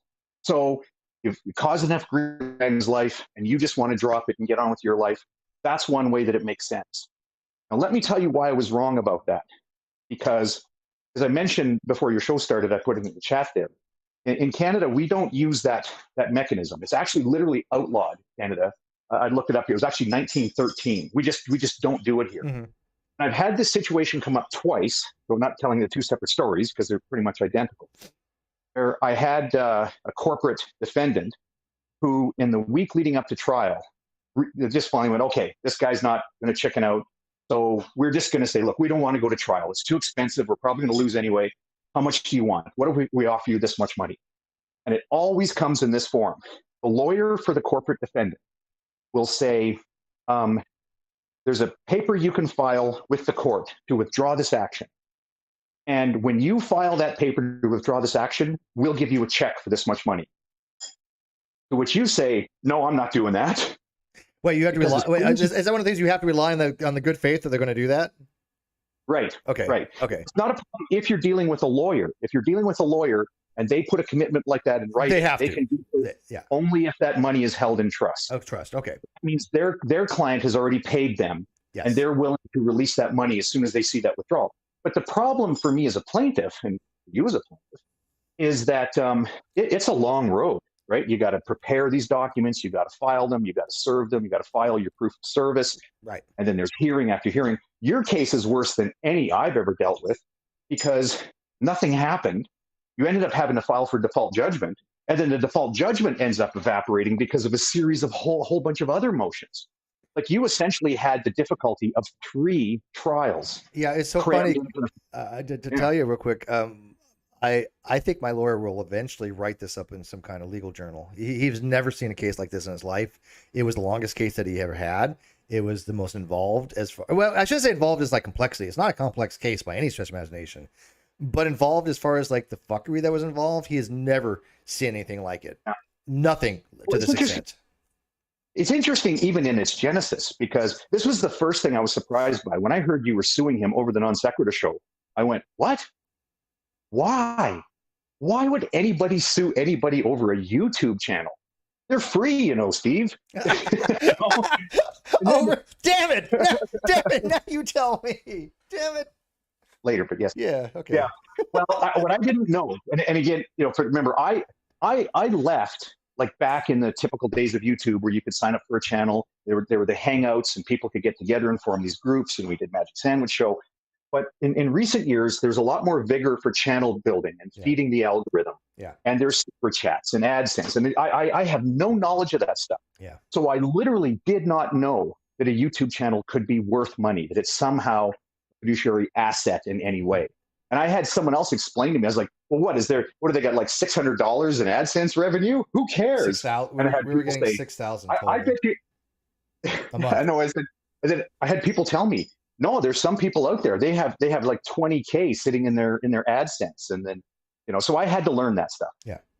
So it's definitely an interesting area of law, because this is not like, even the subject matter of the lawsuit is interesting. Yeah, I don't think there's been many lawsuits like it. The fuckery that went on. Yeah, but I don't think that I really do believe this is probably a very novel case for YouTube. I don't think there has been a case like this, and I think this will set precedents, because it did establish that there is a business relationship when you start something together. I originally was the channel owner. Kyle did lie about that. Go figure. You know, I started the channel. I did give it to him. Now, I did give it up under false pretense, and this was my own fault. I didn't know what SEO was at the time. I had no idea the crap that he had to do behind the scenes to get it on the podcast, you know, RSS, and to get it promoted on the algorithm. I knew nothing about that stuff, and so I gave him the channel. And then we also kind of figured out, oh well, you know, by doing so, it does separate my AdSense from my channel, which was minimal, from any potential AdSense if we ever get it on his, if we ever get any kind of monetization. But again, that wasn't way down the line. We weren't monetized in 2017, 2018, right? It wasn't until halfway through the year. So that wasn't really a big factor. But of course, you know, there's a potentiality there. But yeah, I did start the channel. And then so when people were saying, oh no, Kyle started the channel. No, he didn't. I literally started it with my email account. That was the original email on the channel. So, but yeah, there was some money to be made, but it wasn't. Here's the thing, Hogtie. It wasn't about the money. At least with me, it was about the discussions. The amount of body of work that we had on the channel was prolific. It was great stuff. And matter of fact, people were saying, oh, Steve's going to lead all this stuff. No, I'm not leading anything. I didn't lead any videos. But you know, I wanted to have that body, and I wanted to build upon that because we had good momentum. And unfortunately, because it was over 2.5 years, and of course, you know, Covfefe, that momentum died off. And so it's never going to reach the potentiality that it once had. I'm not an idiot. I mean, I don't think you think I'm an idiot, but I recognize that. But you know what? I do this because I enjoy it now. I do it because I still enjoy having those conversations that you and I used to have with people, right? And when they were honest conversations back in the day where people had conversations and didn't want to go in real life and call, you know, swatting on you and stuff like that. Because, you know, people have gone in real life with me. People for some reason contacted the FBI, which never went anywhere. They contacted Medicaid, which never went anywhere. And I'm asked, you know, I'm like, what the hell do you tell them that you possibly could have even investigated anything on? Oh, well, Kyle said this. That's literally what they told me. Well, I've never, actually, I do want to get back to my point about the issue with it. But I'm going to say, by the way, that was one aspect about how this was somehow threaded into some fraud scheme by you. I never really understood that. And the reason is this, because you don't get out of it, right? So, for example, like every time you earn money or collect money in some fashion, it creates a liability, right? It reduces your ability to collect any form of welfare, like such as employment insurance earnings. It increases your, for example, here it increases most of them, yeah, here. Most of them here, yeah. Yeah, there's lots of, and also the tax liability, right? So if you and I are working together on something, and I'm earning $5,000 a month, then every month I'm earning $5,000. I need to pay tax on that stuff. And when I say earning $5,000, that means from our enterprise, $5,000 each and every month shows up in my bank account. I'm responsible for that because in September, I earn that $5,000. In October, I earn that $5,000. Well, if I say, well, don't put that money in my bank account, put it in your own bank account. Well, it doesn't matter because that's still earnings. Mm-hmm. Right? It doesn't matter that you don't collect the money. So even if that were your scheme, you would have been well advised to realize that actually wouldn't have saved you anyway. I don't know how I don't know what the hell they came up with. Nothing they ever said made any sense to me. That's because when you're dealing, go ahead. But when you're dealing with a fictitious story and you have to try to wrap your head around what the hell they're trying to get at when you know they're bullshitting, is not an easy thing to do. I really had to think, what the fuck are they even talking about? What are they even trying to even say here? It was so convoluted. Well, there's one way that it might make sense. And again, I don't know California law, or especially how the quote unquote social safety net works. Yeah. There's one way that the story makes sense, but it requires that you, Steve, are wrong about something. That is Stop that. That's crazy talk. No. Hey, I was wrong. I was wrong once, and it was to you. And you remember what it was? No, I don't. Yes, you do. Think about it. Well, no, the one that you admitted, or the one that you still refuse to admit. Yeah, the one that I admitted to. I don't know which it is. The sublimation. Snowball. Oh yeah. And you know why I admitted I was wrong? Because you showed me the science, and I was like, damn it. Yeah. Because once I started thinking about the trip point and some of the physics involved, I'm like, damn it, yeah, he's right. Okay, but whatever. Moving on. That's how, and that happens. I get that. You got to be friends with that. I don't know if you remember the rumpus. I could make a separate email folder in my Gmail account for email that the rumpus has sent to me because Hogtie is wrong about this. It's very educational being friends with that. Yeah, I got one or two on from rumpus, but yeah, and he's probably right. But go ahead. Yeah. On which point now? The way that it would make sense. I don't necessarily want to, because I don't think that was really a scheme, but just to touch on it. And sure. Move on. Suppose that you were receiving some social benefit, whether it was a discount for healthcare services, which we don't do here. Yeah, we don't. You don't get discount for healthcare services. Your healthcare premiums are scaled by your earnings. But if you get a heart attack, it's just whatever it is. They just pay for it. So I didn't understand that. Yeah, we don't have that here. But suppose that you had received some sort of a subsidy so that you had some coverage for some health services. And you thought, well, if they find out I've earned this money, then I lose that subsidy. No. But if I can somehow jigger the situation so they don't find out about it, then I can get away with it. That would be an example of you doing something that the law expressly prohibits. Yeah. But thinking you could get away with it. Yeah, but that's a hypothetical. I don't know. Yeah, that's complete. There's nothing that would have mattered, right? Because again, I only asked for a couple of weeks to figure out how everything would affect me later on down the line once we got monetized. There was nothing there. Again, when we were talking about this, there was no monetization. We didn't have AdSense. So what money did we generate? It was only a couple things through PayPal that he had. Because think about this. We didn't. If you look at the record, we didn't get monetized till the middle of 2018. The conversation I had with Kai was at the very beginning of 2018, if not even towards the end of 2017, some in that ballpark. It was like 6 months before we even got our first AdSense. So obviously that doesn't make any sense. I mean, I see what you're saying, but that wouldn't hold true. It couldn't hold true. Yeah. Well, this is what happens when people who have sort of part of the facts and then they're trying to fill in the blanks. Like, well, why would person X do that? And I think knowing sort of a smattering of the facts from early in the days of this, a person could kind of construct a view where, well, like why would you? Yeah, Steve, why would you go into business with somebody and not take the money that you're owed? That's the question. I get it, right? They invented a reason. Yeah, no, I get it, but they still forget. I have VA, so it's not like I'm never without coverage. Right. Yeah, well, that was the part that threw me because Dragnet, who's also he's ex-military, and he explained to me how, like, I get the gist of like how GI Bill works and how VA benefits work, but I didn't know the details of specifically how VA beneficiaries are able to deal with their healthcare things. Like, apparently, if you need a pair of glasses, there's a way of dealing with that in the U.S. Yes, right? Yes. So So, and that's relatively. I think the optometry is relatively a new thing for that. But look, I work I work now, right? It doesn't affect my VA at all. Zero. But see, I'm making sufficient money on the side where I can do this now as fun, and anything that all the money that just like I get from non sequiturs and like that goes into just pays my necessities, and then everything else, you know, that I got. I mainly food. I like food. I'm a foodie, so I usually tell people, look, most of what I'm getting for the Non Sequitur Show is going straight to food and alcohol. Probably that's what the majority is going to be spent. Well, yeah, on. how you spend it. Yeah, I mean, it's my business, right? But I mean, I'm just saying, I have sufficiency through my work now that I don't have to rely on the internet like I used to. So this whole thing to try to get me canceled seems silly because I've been doing that for 6 years. But I appreciate every dime that I get, and every dime that I do get is goes to something important. You know, I mean, I'm going, like, for example, I have some, you know, I get employee discount kind of stuff, right? So I'm going to be shopping next week. I'm getting me and my roommate some new stuff. It's her birthday. Yes, it is. I don't know if you know my roommate, but my roommate is a moderator for my channel. Her name's Kano. It is her birthday coming up. Don't tell her I told you. She's trying to hide it from people. Damn it. But yes, I'm taking her shopping for clothes. She doesn't watch your show. She doesn't watch your show. Yeah. Let's play with this question. This is probably the hardest question somebody's going to. Okay.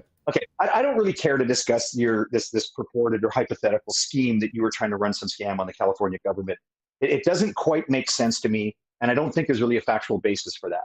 I think the actual question is, and let's pick a random person in your audience now. Let's imagine somebody parachutes into the show and they see the title where you declare that there's some enterprise that's worth 115,000 United States dollars. And somehow you entered into that agreement without a written contract, without taking a penny from the guy, and then later got upset because you didn't get money. So when people came up with the idea of that scheme there, it's because they're trying to answer the question, why didn't Steve document this $115,000 enterprise? Why didn't Steve start to collect the money when it first started rolling in? I have a theory as to why that's the case, which I'm willing to pitch either before or after. I can tell you what. And by the way, it wasn't 15 at the time, obviously, right? I know it wasn't. Yeah. I mean, it wasn't even close. I mean, when we started it, there was nothing. We were getting, when we first got to AdSense, I think it was a few $100. And that was, I think, June of 2018, give or take. And so we had just said, hey, look, let's just keep it in savings. We'll just divvy it up after taxes and then do it all at the end of the fiscal year. Instead of doing it monthly, right? Because it's always going to be 1 month behind anyways. That's how AdSense works. But we're like, okay, just fine. And he's like, and he convinced me he had a CPA. I admit, I thought he had a CPA. Come to find out, and this is a fun fact, he did actually technically talk to a CPA. Okay. However, the CPA got a hold of me eventually. She was never his CPA. He wanted her to be the CPA for the Non Sequitur Show, but he owed her $3,000. I shit you not.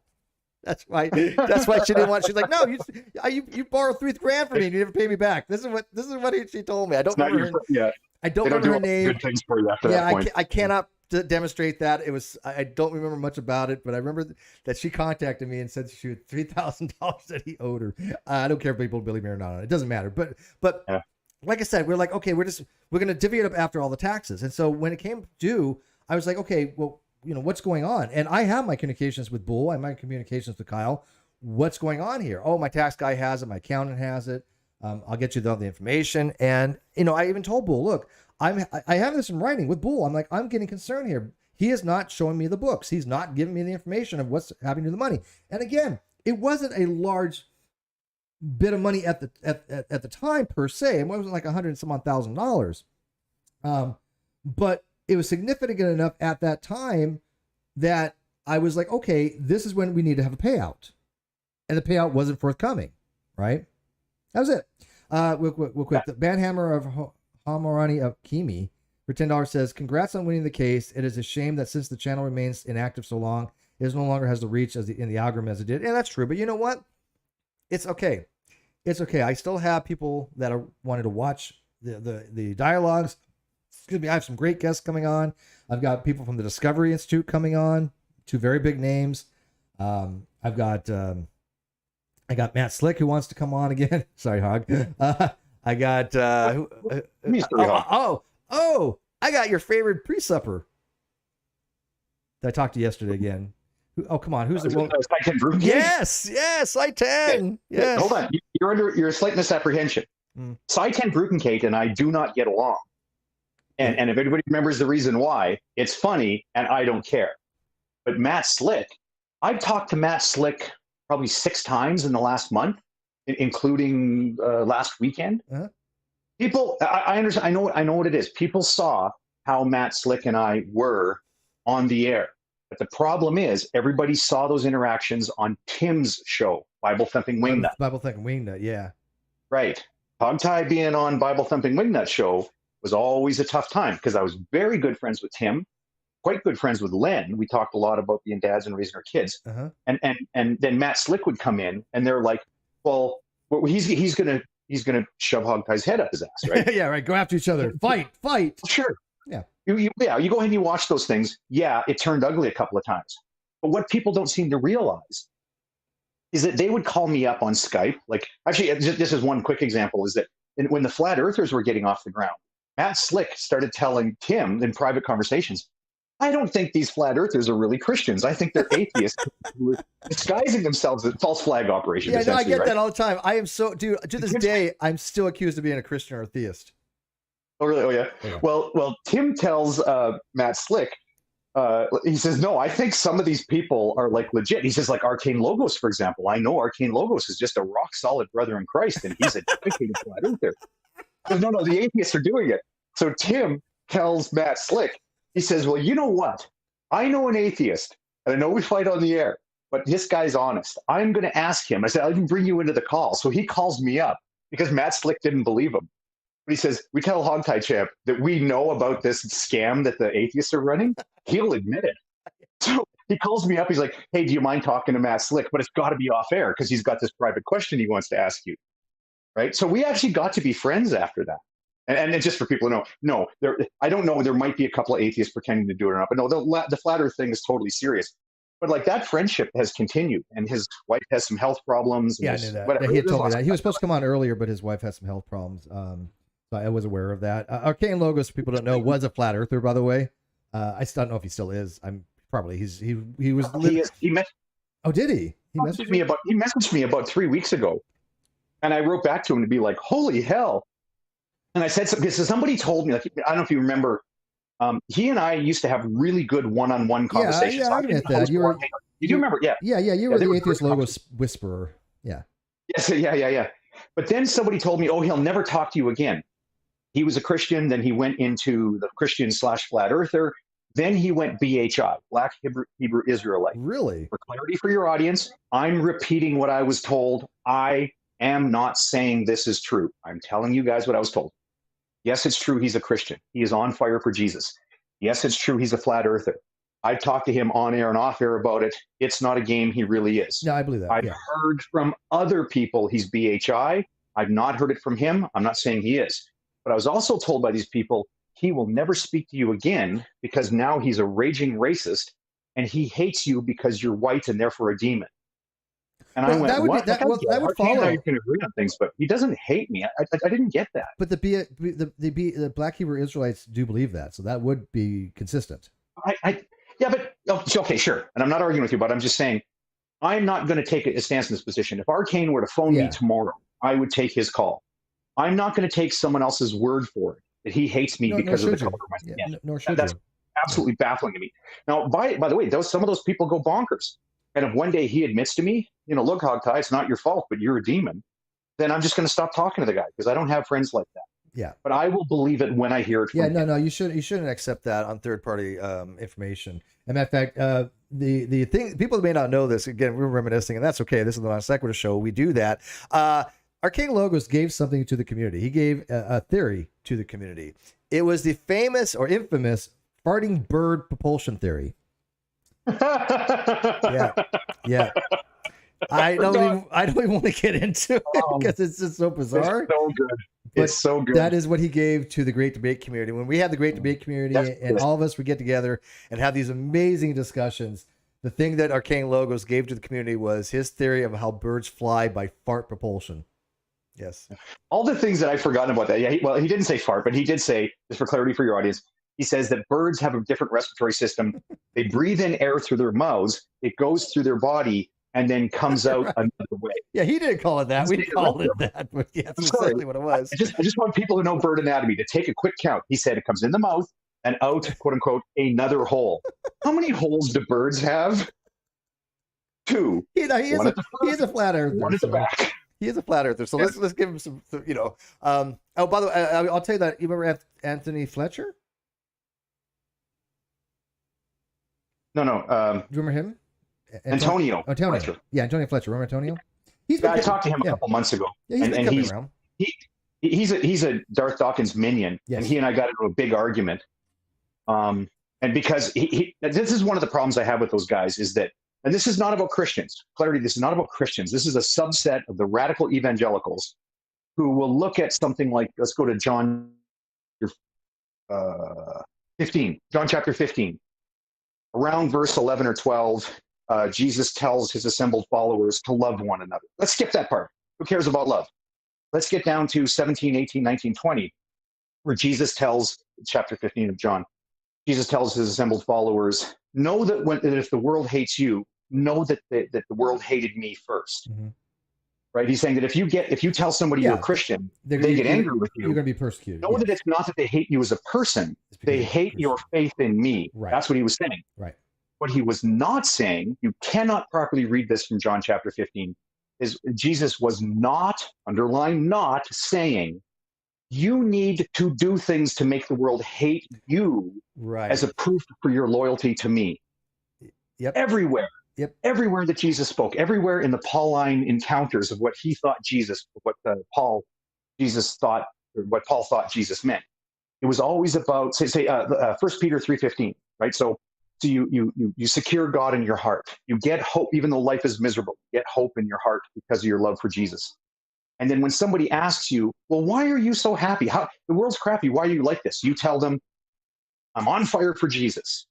Everything Jesus said was about putting your best foot forward, being good to people, turn the other cheek, all that stuff.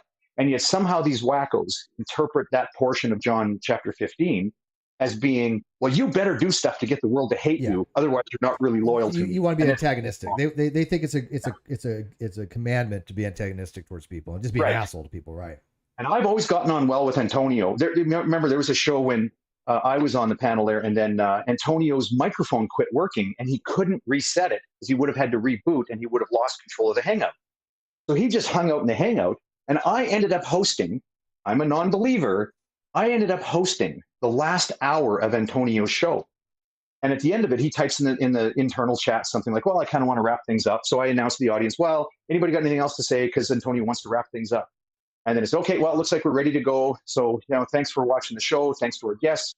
Everybody had a good night. And I'm sure Antonio would want everyone to know Jesus loves you. Have a great evening. Mm-hmm. God bless.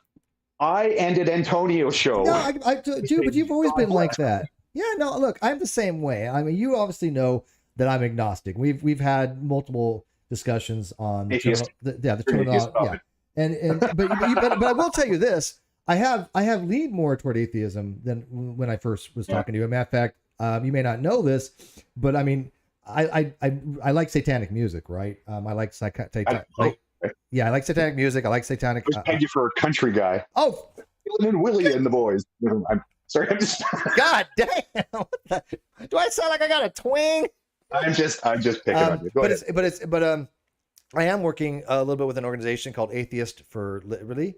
If you're familiar with them, it's Thomas Sheedy's group. Are you familiar with them? David Silverman is involved with them too. But anyways, they're for secularism more than anything else, which is a big thing with me. I've been promoting secularism for quite some time. I do believe very strongly in a very, very thick wall between separation of church and state. And some of the things that religiosity has been causing problems with, I've been taking more of an active stance against. So I'm not like an anti-theist, but I do see so many issues with religion. And so I don't want to get branded an anti-theist, and I'm not against religion. And I have the utmost respect for the believers and things of that nature who actually do believe, that are honest about it. But I do see a lot of disingenuous people out there that are both theists and atheists that just don't represent what I would suspect from a true believer or somebody who even believes that there are no gods, that, they just not.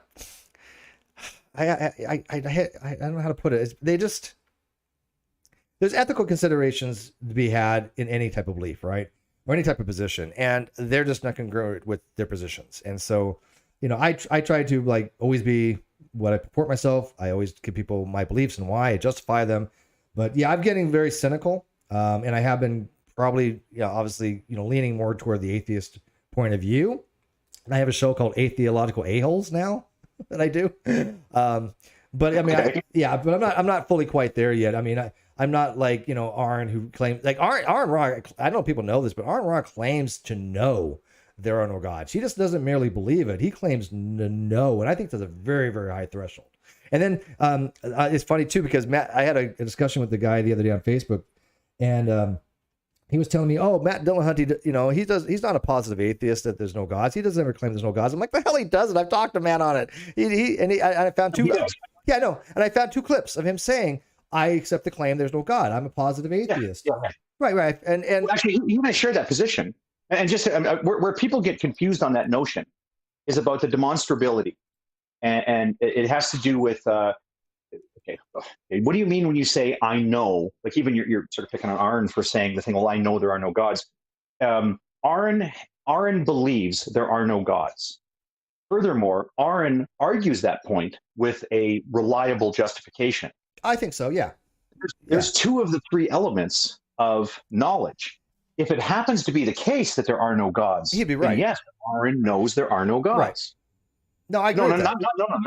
Not merely that he's right about it. It now qualifies as knowledge. Remember, if you have a justified belief in something, then you can say that it is knowledge if it happens to be true.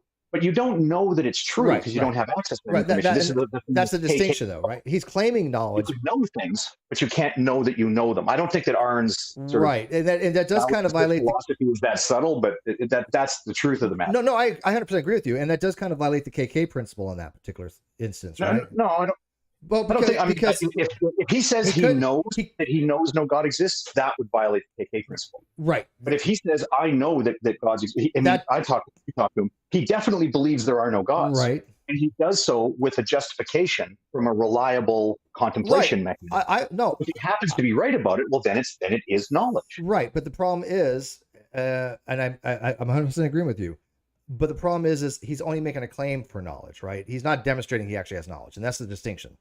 Well, this is the difference. For example, there are some gods that you can rule out with a sound deductive argument. I agree. For example, the God who is a married bachelor. Yeah. You agree? Yeah, or Trinity God. Trinity God doesn't exist. No, you're gonna don't go there. No. So let's go with ones that are non-contentious, right? Okay. So a God that created a God that could create a square circle does not exist. God, the inventor of the square circle. That's right. The God who created square circles. Mm-hmm. We have a sound deductive argument to know that it doesn't exist. Correct. That's because it's internally inconsistent. Let's do one that's externally inconsistent. The God who placed a full-sized adult elephant in my refrigerator. Give me a moment. Turns out that God doesn't exist. So, or also, and this one is contentious, the God who revealed himself to me so that I believe in him. That God doesn't exist. Oh, in a way that you could not be wrong. Yeah, but those are the externalist approach. I too tend to internalism when it comes to justification, although I do see the appeal for external justification. But I think what Aaron does, he begs the question sometimes when he's using external justifications. And I think that Ad does the same thing. But we're getting sidetracked with epistemology. But the point being is that for people... Epistemology is the best sidetrack. I know. We can talk for hours on epistemology. But the point being is that this guy was telling me that Matt doesn't hold the position that there are no gods. I'm like, did you never talk to Matt? Wrong about that. I know he's wrong. I know this. You know this. We talked to Matt. But yeah, and Matt can justify it. I don't think that he can. Right. I think that I do not possess a sound deductive argument that says no God exists nowhere, no how. But honestly, Steve, that's my belief. Sure. Right. When I look at the God claims, I think by inference, yes, by induction, right, I think I have a good justification for actually believing the claim. No, I'm sorry, gods don't exist. Yeah, I think you're absolutely right. Could I present that as a rock solid, sound deductive argument? I have that for some gods. But not for all gods. What about the deistic God that just hides his presence from us? Yeah, I have a sound deductive, but I think I have a good justification for not believing in that. I know you do. if somebody wants to say that RN or Matt Dillahunty or you or me or whoever else, isn't really, doesn't really know there are no gods and isn't really quote unquote an atheist because they don't have that sound deductive proof. Well, then the whole concept becomes back. Well, I mean, Arn's still an atheist because he holds the belief, right? That's the necessary and sufficient condition, not the knowledge claim, right? He can claim that he knows, but whether it's true or not, whether it's justified irrelevant. or not. Yes, it's irrelevant. Yeah. Look, there are so many arguments for atheism that this is something that I get into on the Theological show and on Facebook, is that there are atheists that don't know anything about atheists. They've never read an atheist philosophy. You ask them, okay, what is the problem of the creation of ex nihilo? What is the evidential problem evil? What is the logical problem evil? What is the divine hiddenness problem? What is the argument from idolatry? I mean, there's so many different of arguments, and there's multitudes of arguments against the existence of gods. And all something even has to do, if they're not even familiar with any of them, or just I say a few of them, is to look, probabilistically, it is so unlikely that God exists that I have sufficient warrant to justify a belief that there are no gods. And they say, well, how do you know that? Well, I'm not claiming knowledge of that. Well, you could be wrong on that. Yes. So the frick what? People can be wrong. It's a belief. Yeah, exactly. Yeah. But I really get tired of atheists who say I'm an atheist. I'm like, okay, well, what's your justification for it? Oh, it's the default position. No, that you didn't reason yourself into that position. It's unjustified. You didn't reason yourself to why you hold no position either way, or to the position God doesn't exist. If you just say, oh, it's just theists didn't meet their burden of proof. Well, what does that even mean? I mean, if an atheist can meet their burden of proof, then certainly a theist can't either. The burden of proof doesn't mean that the other person has to be convinced. The burden of proof just means that you had to provide sufficient reasons to justify your own position. That's it. And that's not hard for a theist or atheist to do. You've done it. I do it all the time. Yeah. Oh, we got a super chat. Yeah, exactly. Desire for $2. Guy just tried to give me a chick track in real life. Do they still have those things? Get out. They do. No way. There's a couple of Jack Chick is dead. And the organization, I know he died. Right. They put out essentially the same level of offensive nonsense. They have dropped a couple though. And there's a little tip to your audience here. If you can ever find, you can find it online. There's the best chick track ever is simply titled Lucy, Lucy. If you ever want to come to hate Jack Trick and everything he stands for, read Lucy. Was that based on Athlepithecus Africanus? No, it's based on a little girl whose dad, and I'm talking like little, like 6 years old, whose dad farms her out to the neighbor. And okay, do you think that's that description? I have never heard this one before. It's way worse. Let me say this. It's so bad that Steve, you, out of respect for your channel, I appreciate it. The algorithm, we're not discussing this. Lucy, Chick Track. You will not find it on the Chick Track place, but it's stashed around in various other places on the internet. Read it, prepare to be horrified, and then be prepared to flip it over one more page and be horrified again. Because it's so awful. Without getting into the specificities, is there something along the lines of, atheists allow any immoral act? No. That's the irony of it, Steve.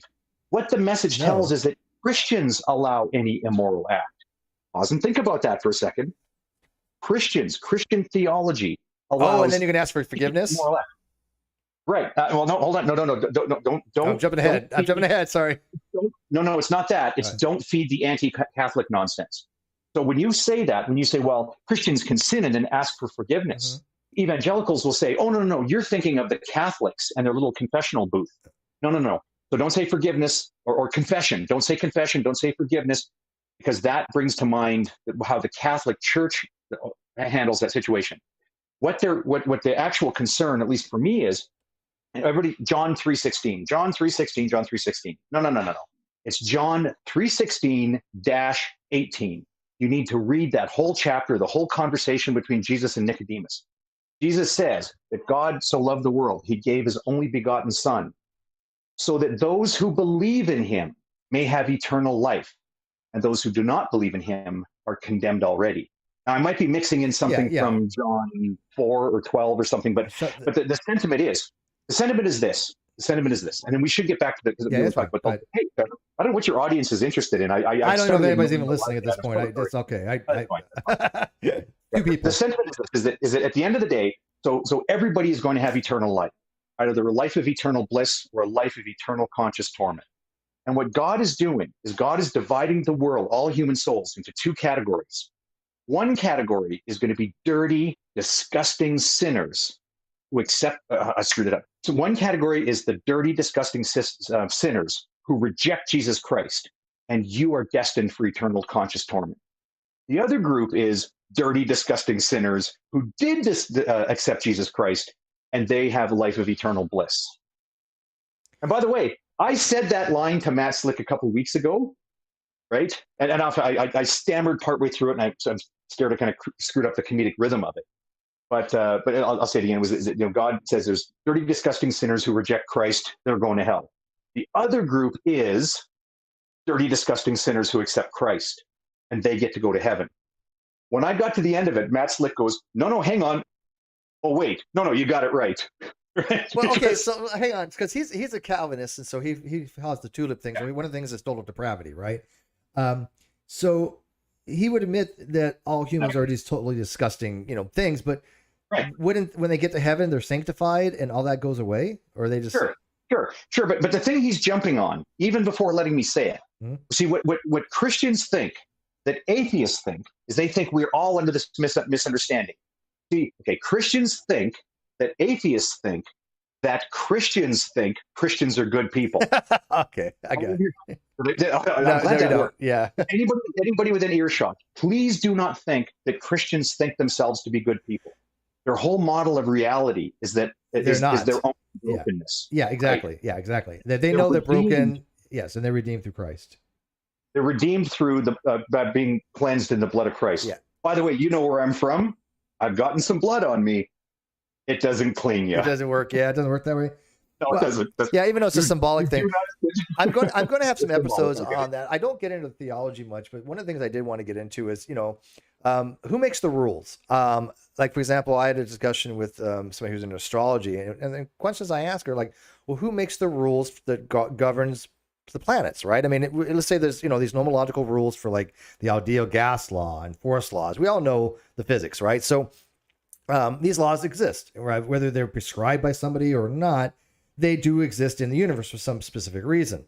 So why are there these universal laws that apply to like the planetary positions that have an effect on our lives, right? Or rocks, right? Why do rocks do certain things of these energy levels?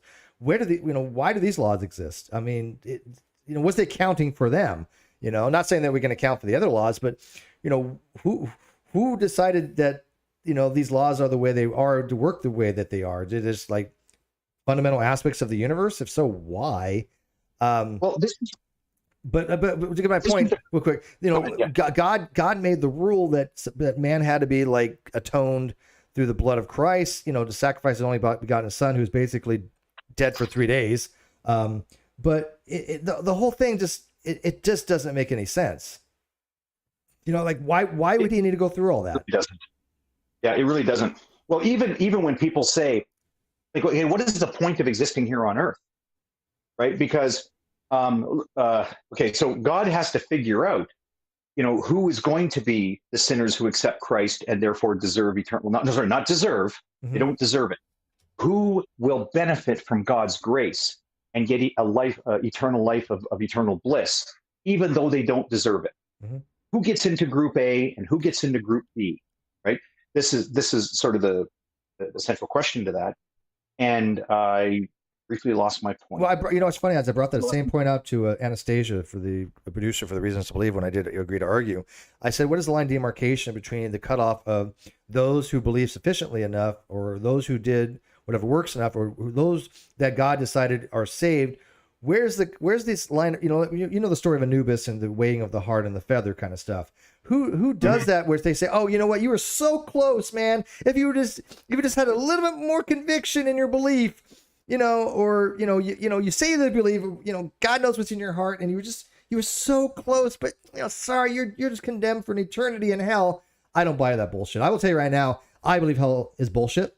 I believe that the Catholic version of hell is bullshit. I don't think there's any such place where you're going to burn for eternity. That makes no sense from any type of deity. If there's a deity that's super powerful, I cannot believe that he's just complete evil, because that to me is complete evil. So if there is a type of God out there, it is not the way that the extremely fundamentalist or Catholic people have. Well, I don't know if the Catholics got away from that, but the evangelicals who think there's some kind of fire and brimstone, I am on record as saying that does not exist. Yeah. So the Bible, people argue it either way. Sir, I do remember my point, and also I want to encourage us to get back to the thing about the case. Sorry. Your audience is interested in. No, I find this stuff so interesting. It has to do with, like, okay, why do we go through this world and live in strife and misery and have good times and fall in love and break apart and rise when we see our children do well and cry when we see them stumble in life? Like, why do we go through this experience, right? Well, God's got to know who is when he goes to make that group A, group B. Group A meets that standard, they go to heaven. Group B doesn't, and they don't get. When I say they meet that standard, I don't mean they're perfect. I mean they benefit from God's grace, as is promised in John chapter 3 and 14, like all that stuff, right? So God has to make that distinction. Now, here's my question: why do we need Earth? And I'm gonna let me sharpen the question a little bit. I have a driver's license. Do you know how I got a driver's license? Because there's a whole bunch of teenagers in the place I live. Every year, a whole bunch of teenagers will go to the ministry and say, "Hey, can I please have a driver's license?" And they say, "Well, we want to give driver's licenses only to those people who meet some standard. And we don't know if you meet that standard. So what we're going to do is we're going to get a driving examiner to take you out on a drive, and you show that you meet that standard." Now, why do we test people that way? Because we don't know, right? The driving examiner and the licensing authority within the ministry, they don't know which of these teenagers are appropriate drivers and which aren't. So we put them in real world circumstances. We put them out in traffic. We get them to parallel park, and we say, you pass, you fail, come back next week, you pass, and like that. That makes sense to me. The thing that doesn't make sense to me is all powerful, all knowing God somehow has to take everyone out on a driving test to see if they could parallel park their way through life. No, I get that. God just doesn't know, right? Like, it just makes no sense. I mean, you're familiar with Hicks' soul-building theodicies, right? And that's what it would basically be. It'd be a theodicy that we're here to either learn something, or in your case, cool. So I mean, but first of all, I don't know how we retain any of that information when we die. If a baby doesn't go through, a full 50, 60, 70 years of life, whatever, what is he, even 20 years, what does he actually learn that would be carrying over into the next life? And so, I mean, who we are, who we're comprised of is very biologically based. You know this of all people. So, if we're biologically based, what's going to happen when all of a sudden we no longer have that physical substrate? It doesn't. The narrative that the Christians have on it just doesn't make any sense to me. Like, oh, we're going to be reunited with our loved ones. Okay, what are they all like in their prime? I mean, are grandparents going to be our age? Because so the grandparents get to come back and have at 70 or 80 in heaven, but a baby's like 6 months. It makes no sense, right? Doesn't. Yeah. But like you said, God's going to know all these things, right? He's going to, if an omnipotent being doesn't have to go through any of those steps. He's already has that information because he knows all facts. He knows all necessary and contingent facts that can be true. Yeah. And by the way, just to unwind this a little bit, let's go back to Flick for a second and then decide if we can go back to the case. But just to let you know, and I understand, I know anybody who knows me and used to watch Bible Thumping Wingnut, I know people think I don't get along with Matt Slick. Some people think that Slyton Brukenkate and I are friends, and we're not. Really? And I'll even tell you the one sentence I said to him that makes it so that he will hate me for the rest of his life. But let's set that aside for a second. Tell me. You may want to tell me. I actually get along with Slyton. You do? Yeah. Okay. I get along with Slyton fine. It was a lot of years ago. I bet you it doesn't even weigh heavily on his mind. He probably doesn't even remember me, and I'm fine with that. And by the way, we're forgiving people, and I don't just mean Canadians. I mean grown-ups are forgiving people. In the same way that Matt Slick and I used to fight on air, and then just wash it away when the show was over. Right. And it should be the good same days, the good times. Yes. I will say to you, so far that has not happened. But anyway, here's the point that I'd made to Matt Slick, and this unfortunately was not in a private conversation. It was in a conversation where he was holding fellowship. I didn't know it was a fellowship meeting, and I joined, and then I put up my hand, and he brought me on stage. I didn't realize it was fellowship, but he's very generous that way. He's like, yeah, we're talking about some stuff, but it looks like Hogtie's got a minute. Sure, let's talk to him about stuff. And partway through some distance through the conversation, when he starts talking about, well, God is justice. Atheists have a perfectly fine model for justice, right? The thing that doesn't make sense is, and I tried to think of a sort of a polite, soft sell way of explaining why I think the notion of justice in Christian theology is just fucking stupid. I eventually told myself, don't worry about wording it politely. You tell Matt why you think it's so dumb. And I used the example of the substitutional atonement, right? So if I'm out, I'm drunk and I'm driving, and I smash my car into a pole somewhere, and people see me leave the car and run away. Well, I could go to my cousin. I have a cousin who actually looks a lot like me and say, hey, you have a clean driving record. I don't. Can you please go tell the cops that you're responsible for this? Mm-hmm. You pay the price for this. They'll take away your license for 6 months. Me, I'm going to jail. And my cousin says, yep, I'm willing to step in and take this. Is that justice? Whether you want to analyze it in a Christian perspective or an atheist perspective. And by the way, you can't analyze justice in an atheist perspective because atheism says nothing about that. So let's say generically a secular perspective. Mm-hmm. There's just no sensible defining of the concept of justice that includes allowing somebody to stand in for you. Yes. To deal with your deeds. Yeah. And yet that is not just part of the model, that is literally the entire model. Well, and think about that. If we had that ability to say, hey, look, I got sentenced to a year in jail, I'm going to go pay somebody to do my time.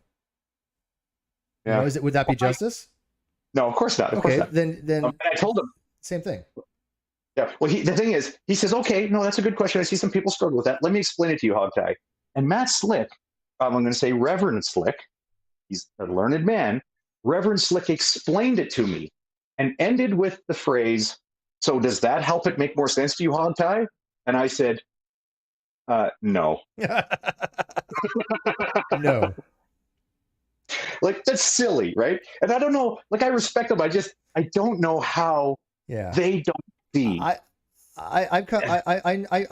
Before I was like, people ask me about the Christian God, are you agnostic about it? But I really have kind of moved to the atheist position, I think, on the Christian God, at least for most versions of the Christian God. There might be some version of the Christian God that maybe I am more agnostic toward, but the hellfire and the whole atonement things just does not make any sense to me.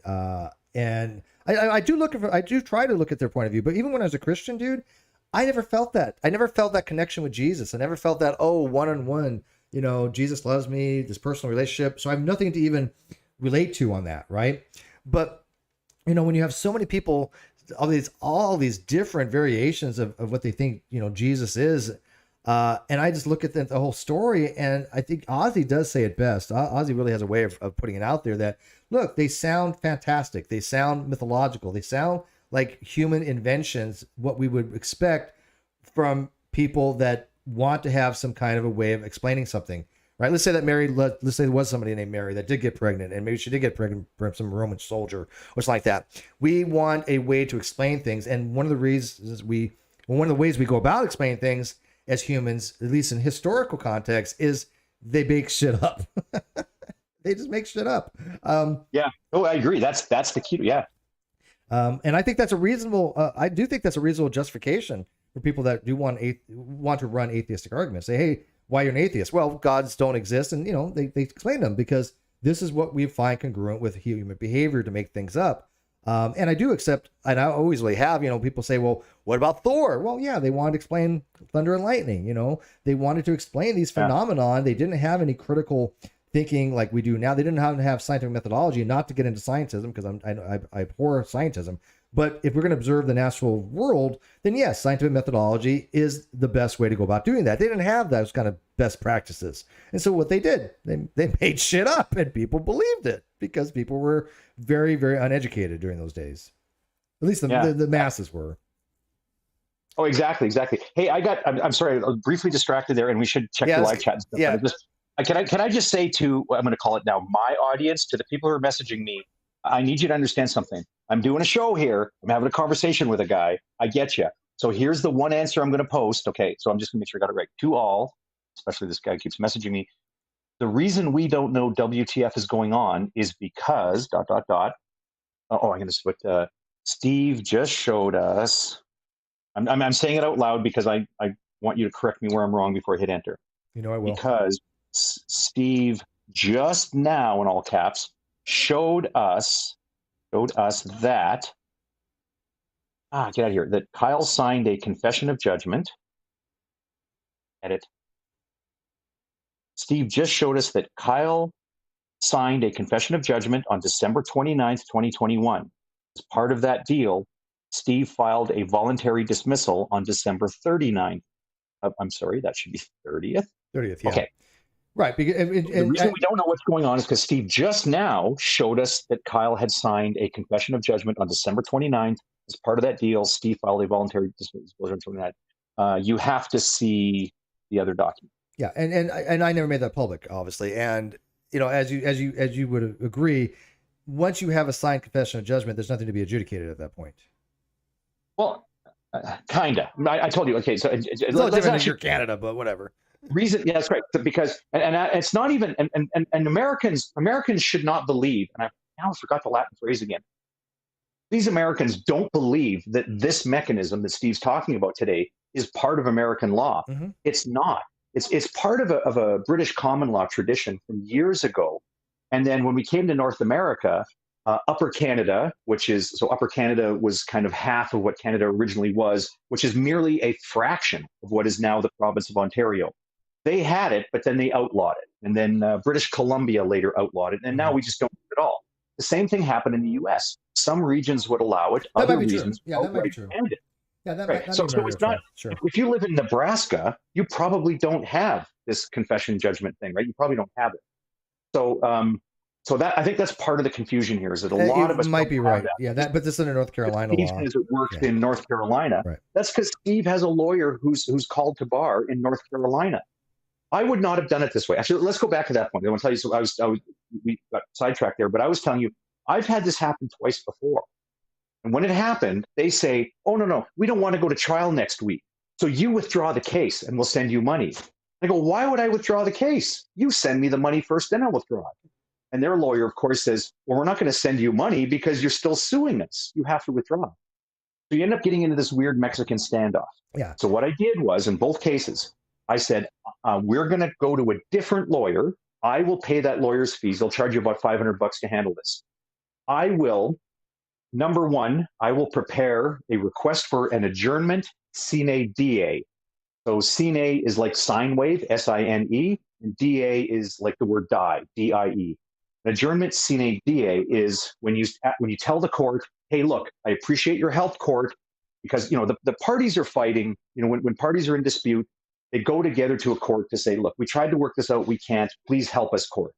The request for an adjournment sine die is saying, "Hey, court, thank you very much for helping us move forward with this dispute. But it turns out that we ended up having a useful discussion anyway, and we think we have a solution.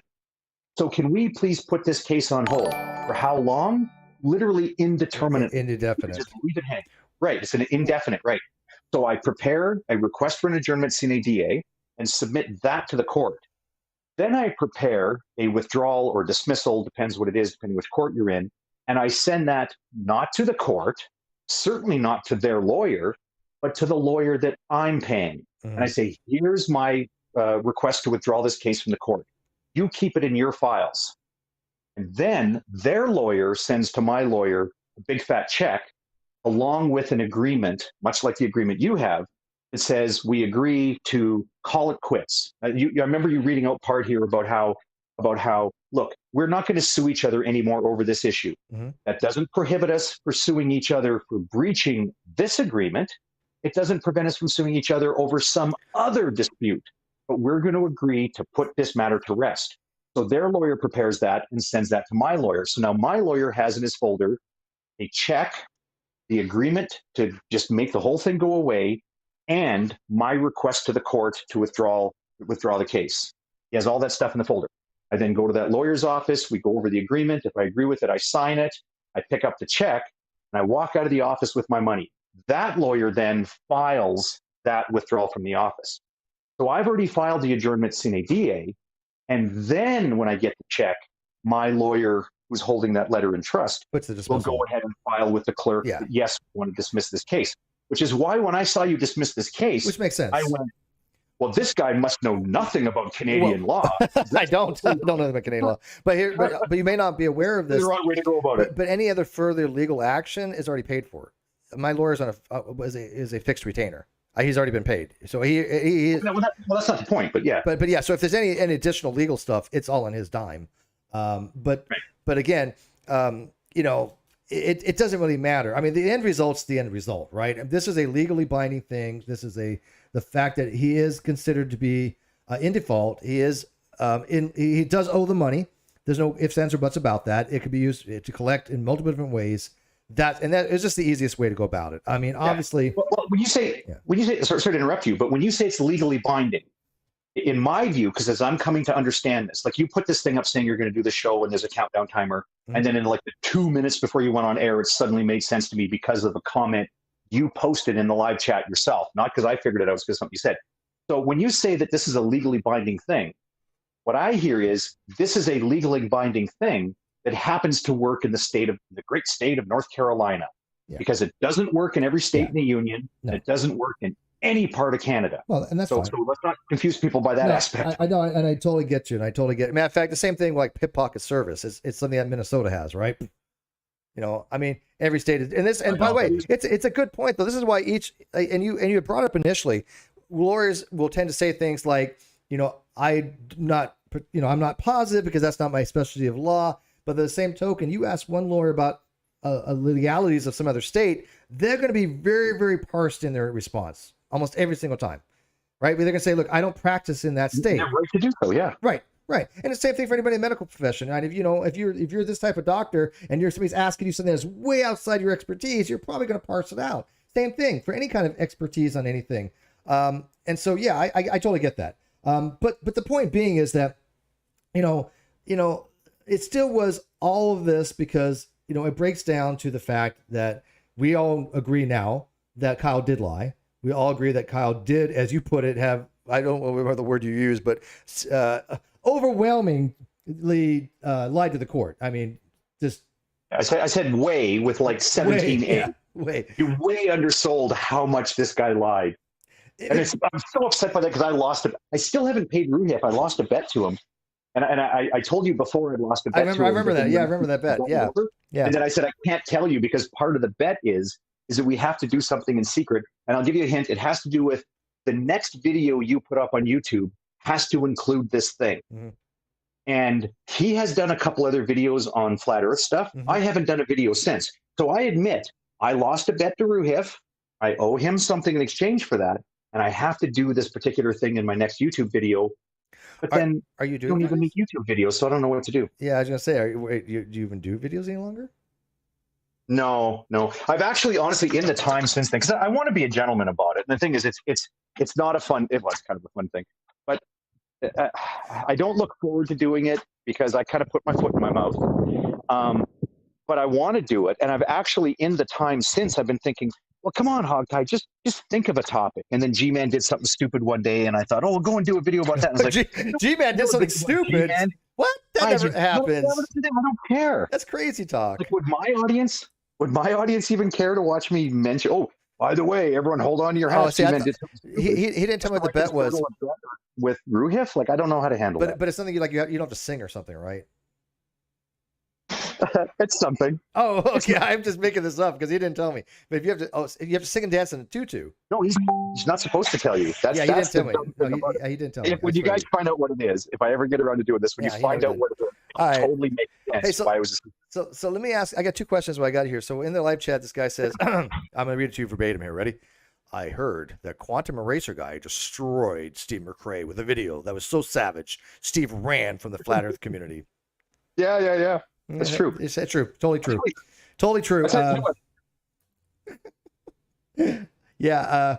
It's strange because I just had a video on flat Earth with Reds. The last one I had. Let me tell you how smart. I'm sorry, I hope I didn't interrupt you there. No, but no, go ahead. let me tell you how brilliant Quantum Eraser is. He's so and true how genius. dumb Steve McRae is. Because so yes, Quantum Eraser has announced publicly he has totally crushed and destroyed Steve McRae.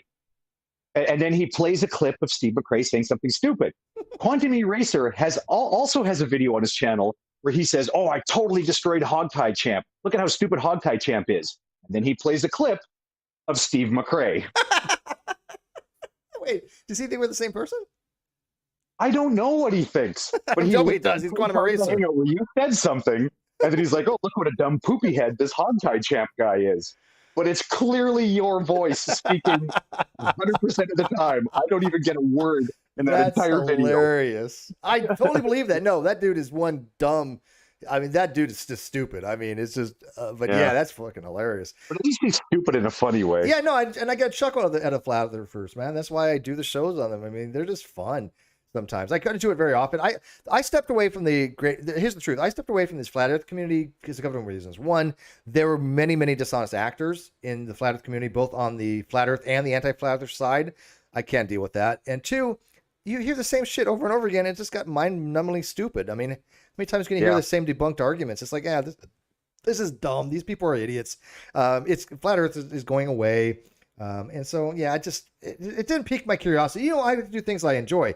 And it's just, I didn't really enjoy doing flat earth any longer because it was just so stupid, you know? Well, flat earth actually ruined everything for me, right? And it's sort of like if you've never tried bourbon before and then you drink a whole bunch of it and you puke. Yeah. Then it's not just that you're not going to like that flavor or that brand of bourbon, but you're not going to like any other bourbon. So for me, Scotch, I used to have a lot of discussion with the flat earthers. So I used to have a lot of discussions with the young earth creationists. Yeah. And then I got into some theology and philosophy. I got into that stuff. So I had to sort of spread out a little bit because I didn't learn a lot of that stuff in school. But then I started talking to the flat earthers and something so awful happened. It ruined my flavor for the whole area. What that is, when you're talking to young earth creationists, they bring up facts. They bring up studies. They'll tell you how many chromosomes the purple sea urchin has. That's a Nephilimfree move, by the way. Nephilimfree will talk about the fucking purple sea urchin forever. But at least they want to talk about real things from biology. Mm-hmm. Never take their word for it. You have to look it up. So an arcane logo says that birds take in air through their mouth and it goes out through another hole and is immediately followed by true empiricism going, yeah, yeah, yeah, you got him. Yeah. You need to look that stuff up yourself, right? Or another famous one is about a type of, in English, not hummingbird, the one that banged. Woodpecker. The woodpecker. Yeah, woodpecker one. I remember that one. Yeah. Yeah, that's not true. If anybody hears the thing about how the woodpecker tongue is backwards, that's not true. This is a really easy thing to look up. But at least you're discussing facts. When you talk to a flat earther, I remember showing Arcane Logos a video of a very, very tall ship. It was very, very distant. And as it goes over the horizon, you see the hull disappear first, and then the mast, and then what are the yardarm, the cross things, whatever they are, would sort of disappear. And I say, look, if the Earth is flat, explain this to me. And he says, well, explain this to me. And he sends me the link to a video. This happens live on air on one of my Hangouts, of a video of a little rowboat, a little boat with like one of those little 75 horsepower fishing boats, maybe tow a water skier. It's like a quarter mile away from the shore, and the person zooming in and zooming out on this boat. So I'm saying, look, I want you to explain to me about this very tall ship that's very far away going over the horizon. He's like, yeah, well, explain to me this little ship that's very close to the shore. I'm like, well, that's a totally different thing.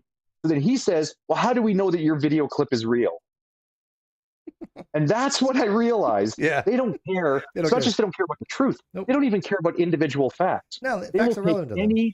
Any bit of evidence that goes against their view and say, well, how do you know that's true? How do you know that's not faked by the Illuminati? How do you know you're not a brain in a jar? Like, you know, they'll just go, all of a sudden now there are these are the people that think that like, these are the people that think. Real quick, but then they'll show you some crazy grainy footage of something that Jordan, whatever his name was, that Jared, whatever his name Jared, is. yeah. Jared puts up on his channel, and suddenly that's rock solid proof.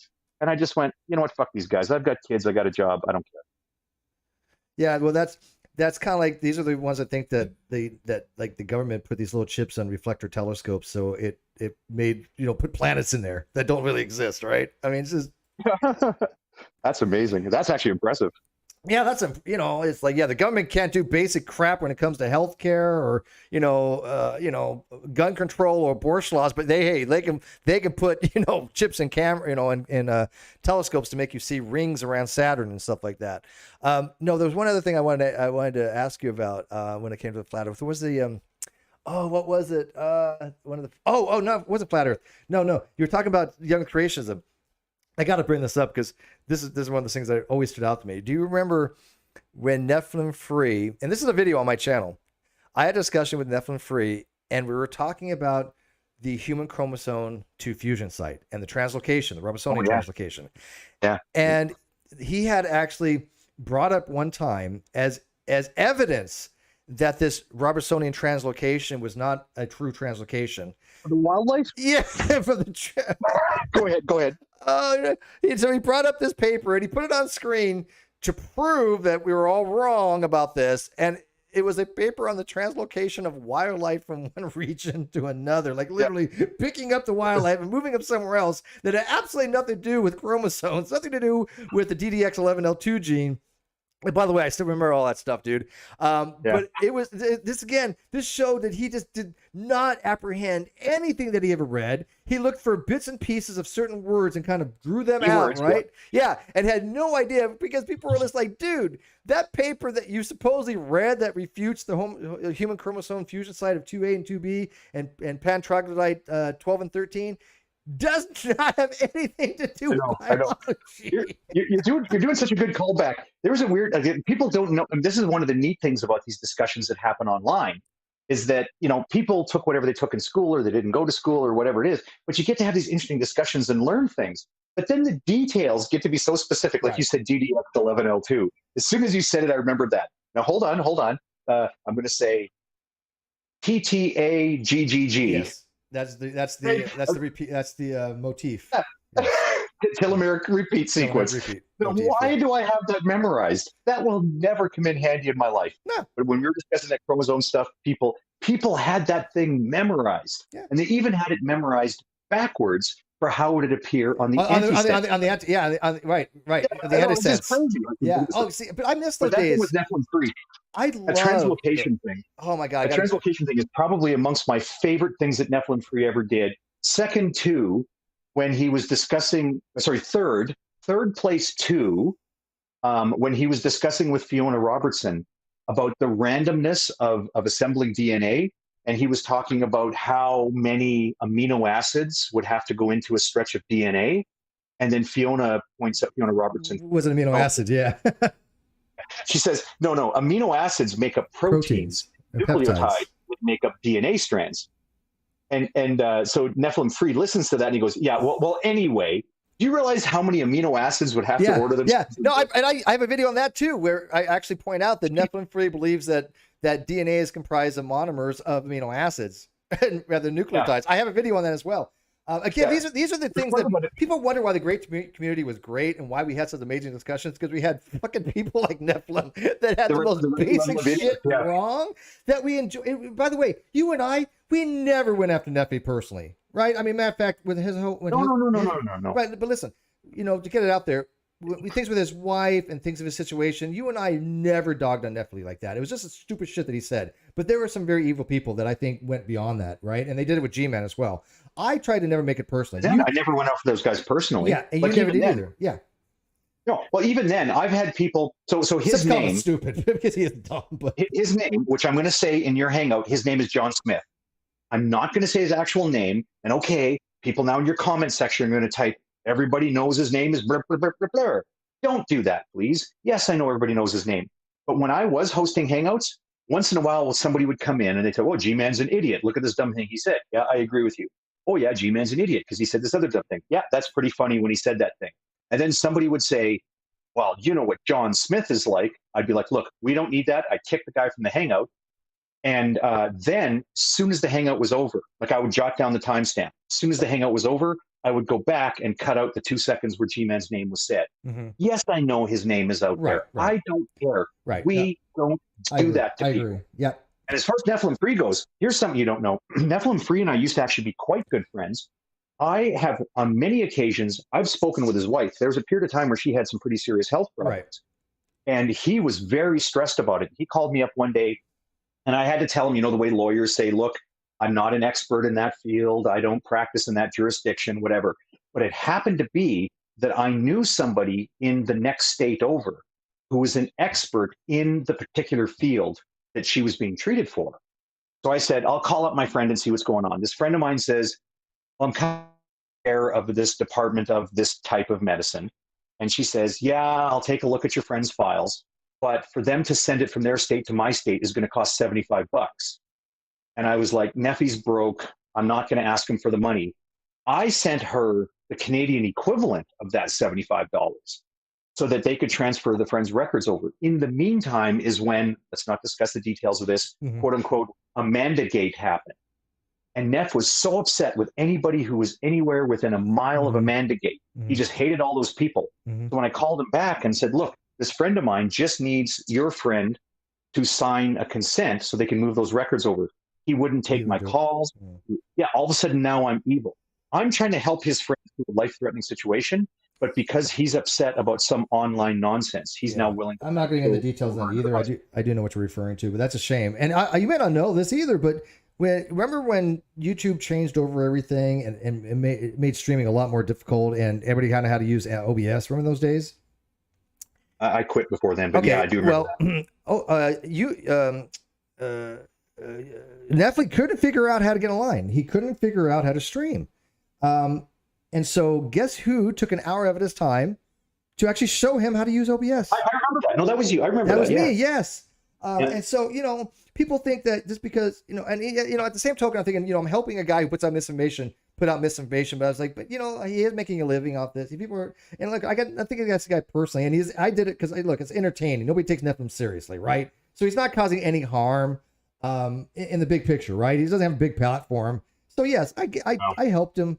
I helped him, be able to stream again. But this is the guy that his refutation of Big Bang cosmology to Hugh Ross was black holes don't explode. I mean, it's just yeah.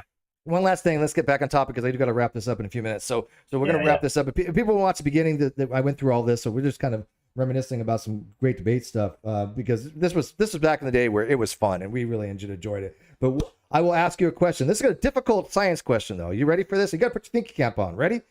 You ready for this? Because I'm going to stop you. Okay, here we go. Does DNA dissolve in water? Oh man, that was a couple of years out of our lives. Oh my God, yes.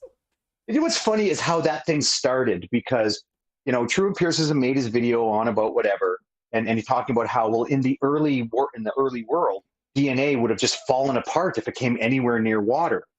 And Fiona was addressing several points in that thing, and then offhandedly mentioned, by the way, it's not water that breaks down DNA. It's actually modern enzymes that are DNA-lytic. DNAs. And that was it. That was it. We're now on 3 years of our lives. 4 months, 6 months, 10 months, 2 years of our lives having a discussion about does DNA dissolve in water. Because I have videos on this. He would not just capitulate that dissolve in water and degrade in water are vastly different concepts. I tried, I used to like the guy. I mean, I've always, he's got kind of an obnoxious personality, but I've always found True Empiricism to actually be one of the more fair people. Like he's one of the few, like G-Man would never do this, but True Empiricism is one of those rare guys who would say, hang on, let that guy finish making his point. Or wait a minute, I think we're misunderstanding what he said. Can we ask a clarifying question? At the time, he always struck me as actually one of the smarter amongst that group. But so I, he was upset about this stuff. I said, come on, we'll load up a hangout on my channel. We'll discuss it. Famously titled True Empiricism and Hogtie Champ Salvate the World's Problems. Yep. That was a good title. That was a brilliant title. Painful though, because what I started saying was, look, I don't care what, okay. So there's a point I make, and you don't want to talk about it. Let's get back to the court thing, but I'll say one of the things I said, this is how generous I am in a conversation with somebody. I don't want to argue with you about the technical definition of what dissolve means. Because, and I even said this in the Hangout, here's the problem. Dissolve means a specific thing in chemistry. But in English, it's a broader word. So we say things like, well, when I saw that happen, my hopes for a solution dissolved. And we mean, when we say that things dissolve, well, my hopes dissolved, my love dissolved, we mean that it was there and it was intact, and then it just fragmented and dissipated and disappeared. That's what the word dissolve means in English. In chemistry, it doesn't mean that. So I said, look, what I'm asking you is, does DNA lose its sequence? If I take a strand of DNA and I put it into distilled water, does it fall apart? Does it lose its sequence? So all the individual nucleotides are falling around, just falling apart and floating around, and we don't have a way of putting it back together. Now, Steve, was that not a fair thing to say? And the correct answer is no. It will over a period of time, especially if the enzymes in there. You know, you have to be. You know, obviously. It did. Yeah, you have to. You know, like make sure. He said it did, though. Yeah, and I was wrong on that. Wrong. He didn't understand. He's wrong. He didn't understand. We're done. But no, he had to argue about it for another year after that. I had to explain to him about losing a proton on the sodium phosphate backbone, in that how it protonizes the water. Backbone? Yeah, and I mean, that was all fun stuff for us, right? I enjoyed talking about the DNA and what actually took place when something did dissolve, and rather than what you say, like it doesn't change its nucleotide sequence. It doesn't lose any of that information. It can be reconstituted, and that it can come out a solution. But he was so convinced that DNA just it's like tissue paper. You put it in water and it just goes apart, yeah. And you get these fragments, and it's like, well, then how do they do any sequencing? Yeah. On one more point of reminiscing, by the way, I'm going to say this is one of the things I did think he was one. This last point, we do got to wrap it up. I'm way over time. This should be the last one, yeah. Or if you want to go back to the case, that's fine. But this should be the last one. Reminiscing. I don't know if your audience is enjoying this. I hope they do. But just like when Steve and I say things like, well, this guy, like true empiricism, is actually one of the smarter of those guys. He's actually one of the more nicer and fair. I'm not saying he's smart. I'm not saying he's nice. I'm not saying he's fair. When I say he's the smartest amongst that group, that's not high praise. But one of the things he would do, and this is a weird habit, it's a sliding scale. If Steve and I are discussing nucleotides, we'll talk about A, T, C, and G, right? And everybody knows what we're talking about. He could never do that. Ronnie, true empiricism, would always say, adenine, cytosine, guanine, thymine. Right. He always had to say the full names of things, which you think maybe that makes him sound smarter. I'm going to tell you something. It doesn't make him sound smarter, because instead of saying DNA, everybody knows what DNA is. Everybody knows what DNA is. You don't need to spell it out for people, but he always and even that, he did it once and he got it wrong. What did he say? Deoxy, he would always say deoxyribose nucleic acid. Yeah, he would put it as a sugar, right? He would say ribose is the sugar, right? Yes, but that's how he pronounced it. He pronounced it. He would say deoxyribose nucleic acid. That's how he used to say it, isn't it? Yeah. And then when we were talking about the deoxyribose nucleic acid, when I asked him about which bond breaks down in water, he said it was the phospholipid. I'm sorry, I forgot the term now. You know what? It's hard to get things wrong when you remember them correctly. I mean, not phospholipid.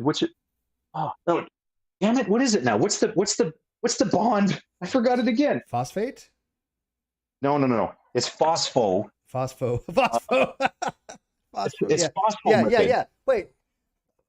There's a diester in there somewhere. I totally lost the term now. I don't remember what he was trying to say. Oh my God, my brain just broke. What is the bond there? I believe it's phosphodiester. I'm embarrassing myself, but at least I'm admitting there isn't. Well, you talk about the actual bond is phosphodiester. No, phosphodiester is the actual bond on the sodium. Yeah, but he said on the backbone. Yeah, he would show off by mispronouncing it. I think it's phosphodiester. Anyway. Now you got me wondering. It's been so long. Well, yeah, but he would remember he'd always be like, phosphodiester. It is phosphodiester. Phosphodiester. Yeah, that makes sense. Yeah. Yeah, he would always be. He always be like this. Ribose. Remember, and I'm going to butcher this, but he's always he was butchering it. But it's something like he always say the 7 transmembrane protein of the helical. You know what the fuck you would say? What do you remember that 7 transmembrane protein, which is the G couple protein kind of stuff? And he would always just kind of throw that out there like this was some kind of catch-all thing against evolution. The 7 transmembrane. Well, you're not talking about the 16 there's one thing he called the 1680K. No, I don't remember that one. This was a 7G couple protein kind of thing. Thing. Yeah, it was just. There are so many examples. Yeah, it's just a transmembrane thing, but it's just like he always had to like say this big old complicated long thing, and I'm like, so what? It's just it's just a helical membrane. It's a helical protein through there. Who gives a shit? But anyways, all right, I gotta wrap this up. I'm dying here. I've had my AC off for 2 years. One more question for 2 you. hours. No, Alexa, well, how hot is it? I want to go back to the case because it's a real simple one. Okay, first off, I'm going to say 7 degrees here. All right, you get one last question. That sounds hot. That sounds uncomfortably warm. I'll have to convert it. But see, I don't understand that. I asked Aaron and Concordance about that one time. Like like here, if it's 90 degrees, my body temperature is 98.6. There's at least a little bit that's too hot. But when it's 107, that's 41 degrees Celsius. Your body? That's too hot. I don't even know how your body. I can't do it. Give it another couple of weeks. It got to 50 degrees Celsius here once. I can't do it. Okay, so here's okay. So first off, I was using the model before, but like people get into a dispute, they try to work it out, they can't. So we have it, instead of shooting each other or setting each other houses on fire, we're going to approach the court. I respect the fact that you said, can't work it out with Kyle, let's take it to a court. I get that, that's fine. And I think it's even better, and I told you this has happened to me a few times. I gave you an example where it happened twice, where we then came to a settlement. The courts are busy enough. We do not need to put stupid nonsense in front of the court. The way Kyle conducted himself, you guys wasted so much time in the Superior Court of North Carolina. I'm not saying it's your fault, Steve. No, I got you. You participated in a situation where Buddy managed to just run up the costs. Like it's horrible. Yeah. So I'm glad that you found a mechanism. In my view, the adjournment sine die would have been the right way to unburden the court with your problems. Now you rightly tell me in North Carolina, it works to do it through this confession judgment thing. Okay, that's fine. That's fine. I get that. So I like the fact that this is dropped from the court's docket. This is good for the public. But here's my question for you, Mr. McRae. How much money are you ever going to get from Kyle? Well, I mean, obviously there's no way to answer that question, right? I mean, I can't predict the future. The answer is zero. I'm sorry, I interrupted. You go ahead. Well, yeah, but I had people say that I wasn't even going to get anything. I mean, as far as even a judgment, people said I didn't even have a case. People say that Kyle didn't lie to the court either. I mean, everybody been wrong up and down the board, right? So I mean, I don't go by what people think because they tend to be wrong the vast majority of the time. So I mean, I don't think anybody can predict the future, but I mean, a lot of people, like for example, are you aware of all the different ways you can attempt to collect on these things in North Carolina? I am not. Well, there you go. See, I listened to your explanation before I came on the air. I don't know how that works. I'm telling you that happened here. There are some things, but there's some things that we're looking into because my lawyer's going to help me. That if we can make it happen, he ain't going to like it. But I'm not going to go into the details because I'm not going to tip my hat, obviously. But I mean, it's over 10 years, and a lot can happen in 10 years. And even then, it could get renewed. And then again, I'm going to be putting in my will so my daughter can go after him. He has to be able to survive sometime, right? I mean, he has to have an income sometime. If he's collecting an income that even though we cannot garnish it directly from the employer, and everybody knows that. So I'm not tipping my hat there. There are other ways to intercede in that monies. Okay. Can I leave it at that? Is that good enough? Okay. No, so what I'm hearing now is you're saying that there are things, you have an actual lawyer who actually practices in actual North Carolina. Yes. And you're saying that through those conversations, which are privileged, so you don't need to discuss them with anybody, there is a strategy there. Okay, yes. I'm just going to say I'm unfamiliar to that. I will say... I can tell you off air. I'll be happy to talk with you off air later. Maybe. Yeah.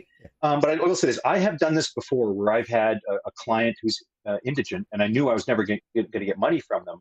But upon receiving a default judgment, I made sure I went ahead and got the default judgment, because here you have up to 2 years to make your claim, and then it's just gone.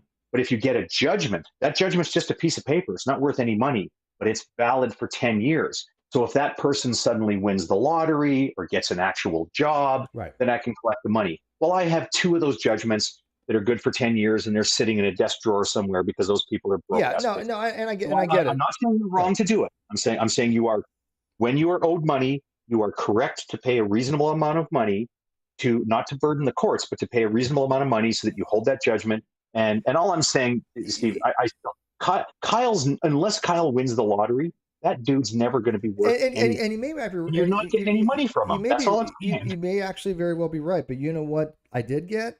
I got the satisfaction of him not being able to fuck over me and Bullinator. And it may not sound like a lot, and people may not give a shit about that, but to me, that means something. It means a lot to me, because what he tried to do was fuck over Bullinator and myself, and he was stopped. And people can say what the fuck they want about me, but I do stand by my convictions. I don't say shit that I don't believe. I believe what I believe, and I will argue for what I believe. If somebody wants to have those kind of discussions, most of the time they get rather tedious. But I don't fucking bullshit people. I never have. And yet you saw firsthand what happened when Kyle had gone with certain unscrupulous people in the YouTube communities that propped him up to be some kind of savior. Oh, he's taking on the big bad Steve, and they were okay with him lying to do so. That was called out. That was exposed. And you know what? That is priceless to me. That is absolutely priceless. Even if I don't see a dime from Kyle, even if I didn't get the Non-Sequitur Show back, people know now that Kyle is dishonest. He is abusive, right? Because he did beat up his boyfriend. People should have nothing to do with the guy, and anybody who supports him in any way, shape, or form is as bad as he is. That, to me, is priceless. And I'm sorry that people may not feel that way, but I do believe this. I value honor. Can I, by the way, just before you go, I do want to correct one thing that you said. I don't think you sort of meant it with any seriousness, but just to clarify, very early in the show, before I came on and you were reading one of my comments, you said, hey, Hogtie's known me for years. Hogtie's known Kyle for years. Can I correct something? You and I have known each other for years. We don't have a lot of regular contact lately. Because I didn't know Kyle that well. Yeah, I got you. No. I didn't know him at all. Yeah. And I know what happened. Yeah. And I actually had typed out a comment in the live chat and then deleted it instead of posting it. I should have said no of Kyle. Of Kyle. No, I didn't watch Non-Sequitur Show when it happened. So, and I remember Ruhif called me up one day on Skype and he was laughing about this thing. He's like, Steve is so happy that you tricked Kyle and that you got Kyle, like you caught him in this lie. And I told Ruhif, and I've been friends for a very long time, but I told him, don't put this on me. And remember that conversation I had. Okay, sorry, I'm stammering. That was in the Discord. Yeah, no, I remember you were in the Discord. You were like, you didn't know. You never talked to him. I know. Before. And I said, and that, by the way, that conversation that I didn't know was being recorded. Mm-hmm. I don't even know why I got invited to that goofball conversation. Mm-hmm. And then talking to Kyle, I was being nice to him because he's a human being and I like human beings. He's in a bad spot at the time. And when he was talking about filing an appeal, and I said, no, you're not talking about an appeal. That's not the mechanism. Right. You have a judgment against you. You're right, though, on that. This is the motion. And I told him, this is the motion you want to file. So people heard me give Kyle good advice. Yes. And assumed that I'm somehow friends with Kyle. No, you're right. You're right. 10 minutes later, he lied to me, and I caught him lying, and I called him out on it because, and I'm going to say, I don't know how many people are like this, honorable people, certainly Canadians, guys my age, whatever you want to attribute this to. I don't tolerate that from people. So I took a strip out of him for lying to me. I did it in private. I thought it was private, but it was recorded. Well, then a year later, I get this call from Ruhif saying, oh, this is great, and Steve's so happy about this because his lawyer has entered this as evidence in the case. I said, you people keep me the hell out of this. I'm in a different country, and you don't know my name. And I was kind of upset about it. Nobody used your name. Never friends with Kyle. I was never enemies with Kyle. I gave Kyle good advice because he was in a bad spot. And then when Kyle lied to me, I blew up at him for it. Yeah. That's all. No, and you're absolutely right. By the way, nobody ever used your name. You know that, right? Nobody ever used your name. I know. Sorry, which name do you mean? Which name? Your real name nobody's ever used, obviously. Right. But I know that when you had talked to Kyle, they kind of like brought you into that. You had no idea what was really going on. But I remember distinctly your conversation with him when you basically said, dude, there's no money left. Right. That's the line. Right. Yeah. Exactly. You do remember that clear. Yes. Oh, absolutely. Clear as day. Clear as fucking day. I remember that. You're lying. There is no money left. You spent it, whatever. And he had no, and you were right, by the way. Right. He had no comeback for that. Right. Yeah. And then he said something stupid like, well, I guess I can't make you believe me, or just some waffly. Right. It was just some. But you knew he was lying. We all knew he was lying. But so what about these people that did support him that knew he was lying and they didn't care? That's not me. Yeah. I know. And I'm saying, But I appreciate that Ruhif thought that was a good thing that happened, but I want you to know, and it's not because I don't like you, I want you to know, I did not do that as a favor to you. I know. I did it because that's what was true. Yeah, I know. I was on your side throughout this whole thing, but I wasn't there to help you.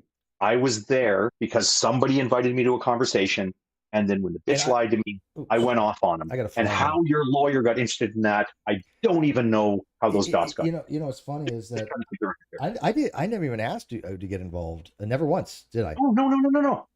No, that's true. Actually, maybe your audience should know that too. Yeah. You never once called and said, "Oh, Hogtie, I'm having a problem with Kyle Curtis. What's your idea here?" And hey, look, you were a lawyer. That's what you did, and that was the right thing to do. I mean, straight up, not to give too much information about you, but I do believe that you are probably the most educated person I've ever met in my entire life. I respect your opinion immensely. You are the OG of shit. Okay, you are, in my opinion, amazing.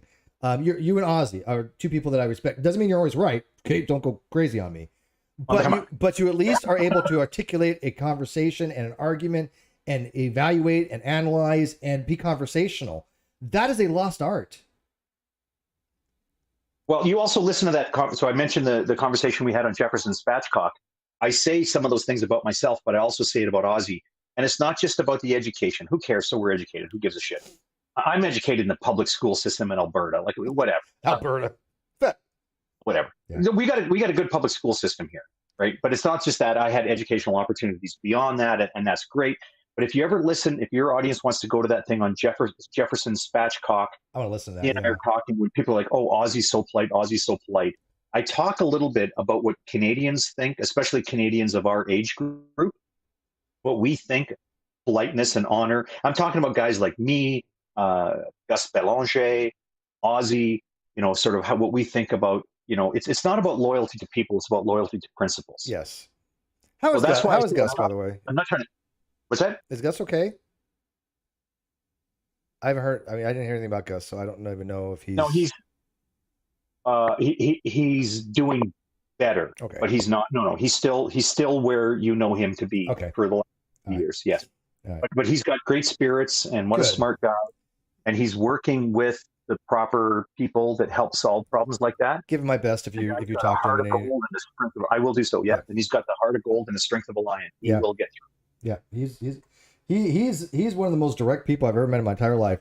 Somebody who absolutely cannot even pull punches if his life depended on it.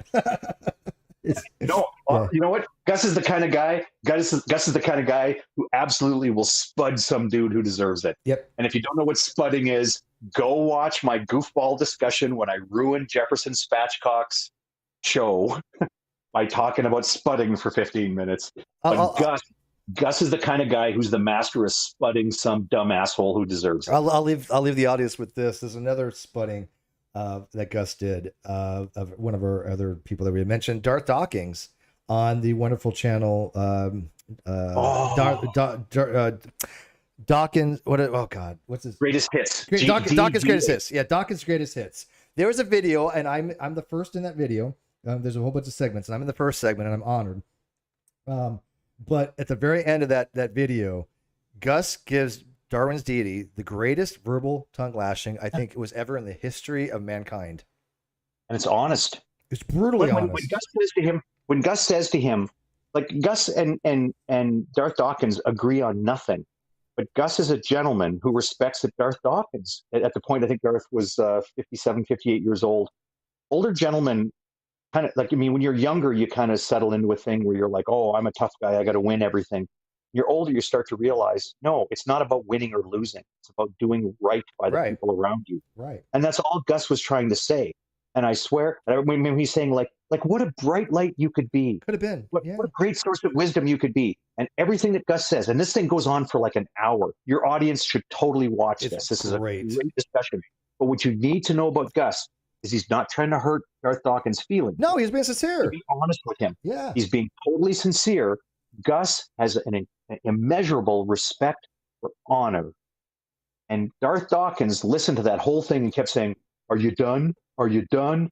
Because when Gus discusses honor and integrity, as far as Darth Dawkins is concerned, Gus might as well have been speaking Chinese. Yeah, he didn't. Yeah, Darth got awfully quiet, and I remember when I first listened to that, it was just I thought maybe he was taking something to heart, but I had the hope that he did, right? Clearly, that was not going to happen, but you have that small glimmer of hope, and maybe he's listening. Maybe he's really listening what Gus was trying to explain to him, because he was raw. That was there. I mean, just to like open nerve ending raw. And Darth wasn't having any of it, because, like you said, I don't think he understood any. He doesn't know what concepts are like with the like honor and ethics. People may agree with it, disagree. I don't give a flying fuck at these days. I just don't.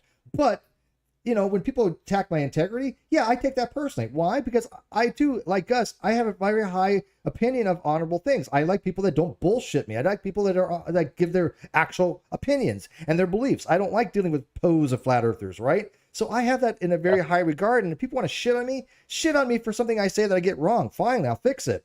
But don't come after my integrity, because that's what Kyle did. And look what happened.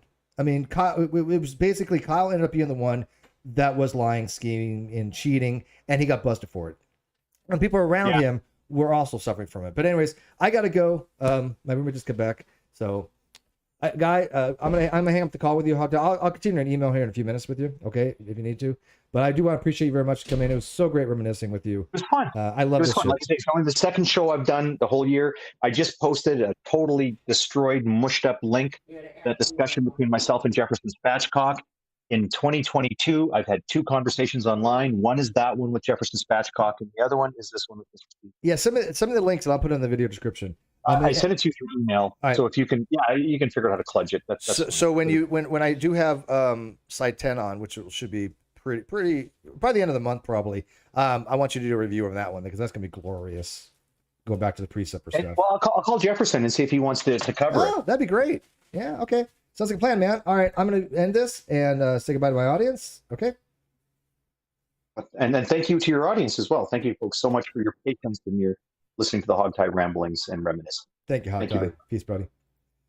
All right. Well, that took a way separate tangent, guys, and I apologize, but I don't apologize, because it was well worth it. I like reminiscing about those stuff. There were some good times we used to have in the Great Debate community, and those who were part of that will remember those things, and people that weren't, I mean, unfortunately, they will never be able to experience the interesting and fun conversations that we had on these topics, and why back in the day when people did disagree, it wasn't so personal. But unfortunately, there was a lot of dishonest agents, a lot of very morally compromised people, and a very evil people that happen to be around. And unfortunately, I guess that's with any community. So, with that, guys, if you want to go back to the beginning, if you missed the first part before Hogtie came in, that was when I went over the entire confession of judgment and the details on it. If you got any questions on it, please message me directly. I'll be happy to answer them for you. I'll answer your comments as best I can. But for right now, I got to turn the air on. It's 170 frickin' degrees in here, and I'm hot and I'm hungry. So with that, thank you guys very much, and I will be seeing you later. Peace.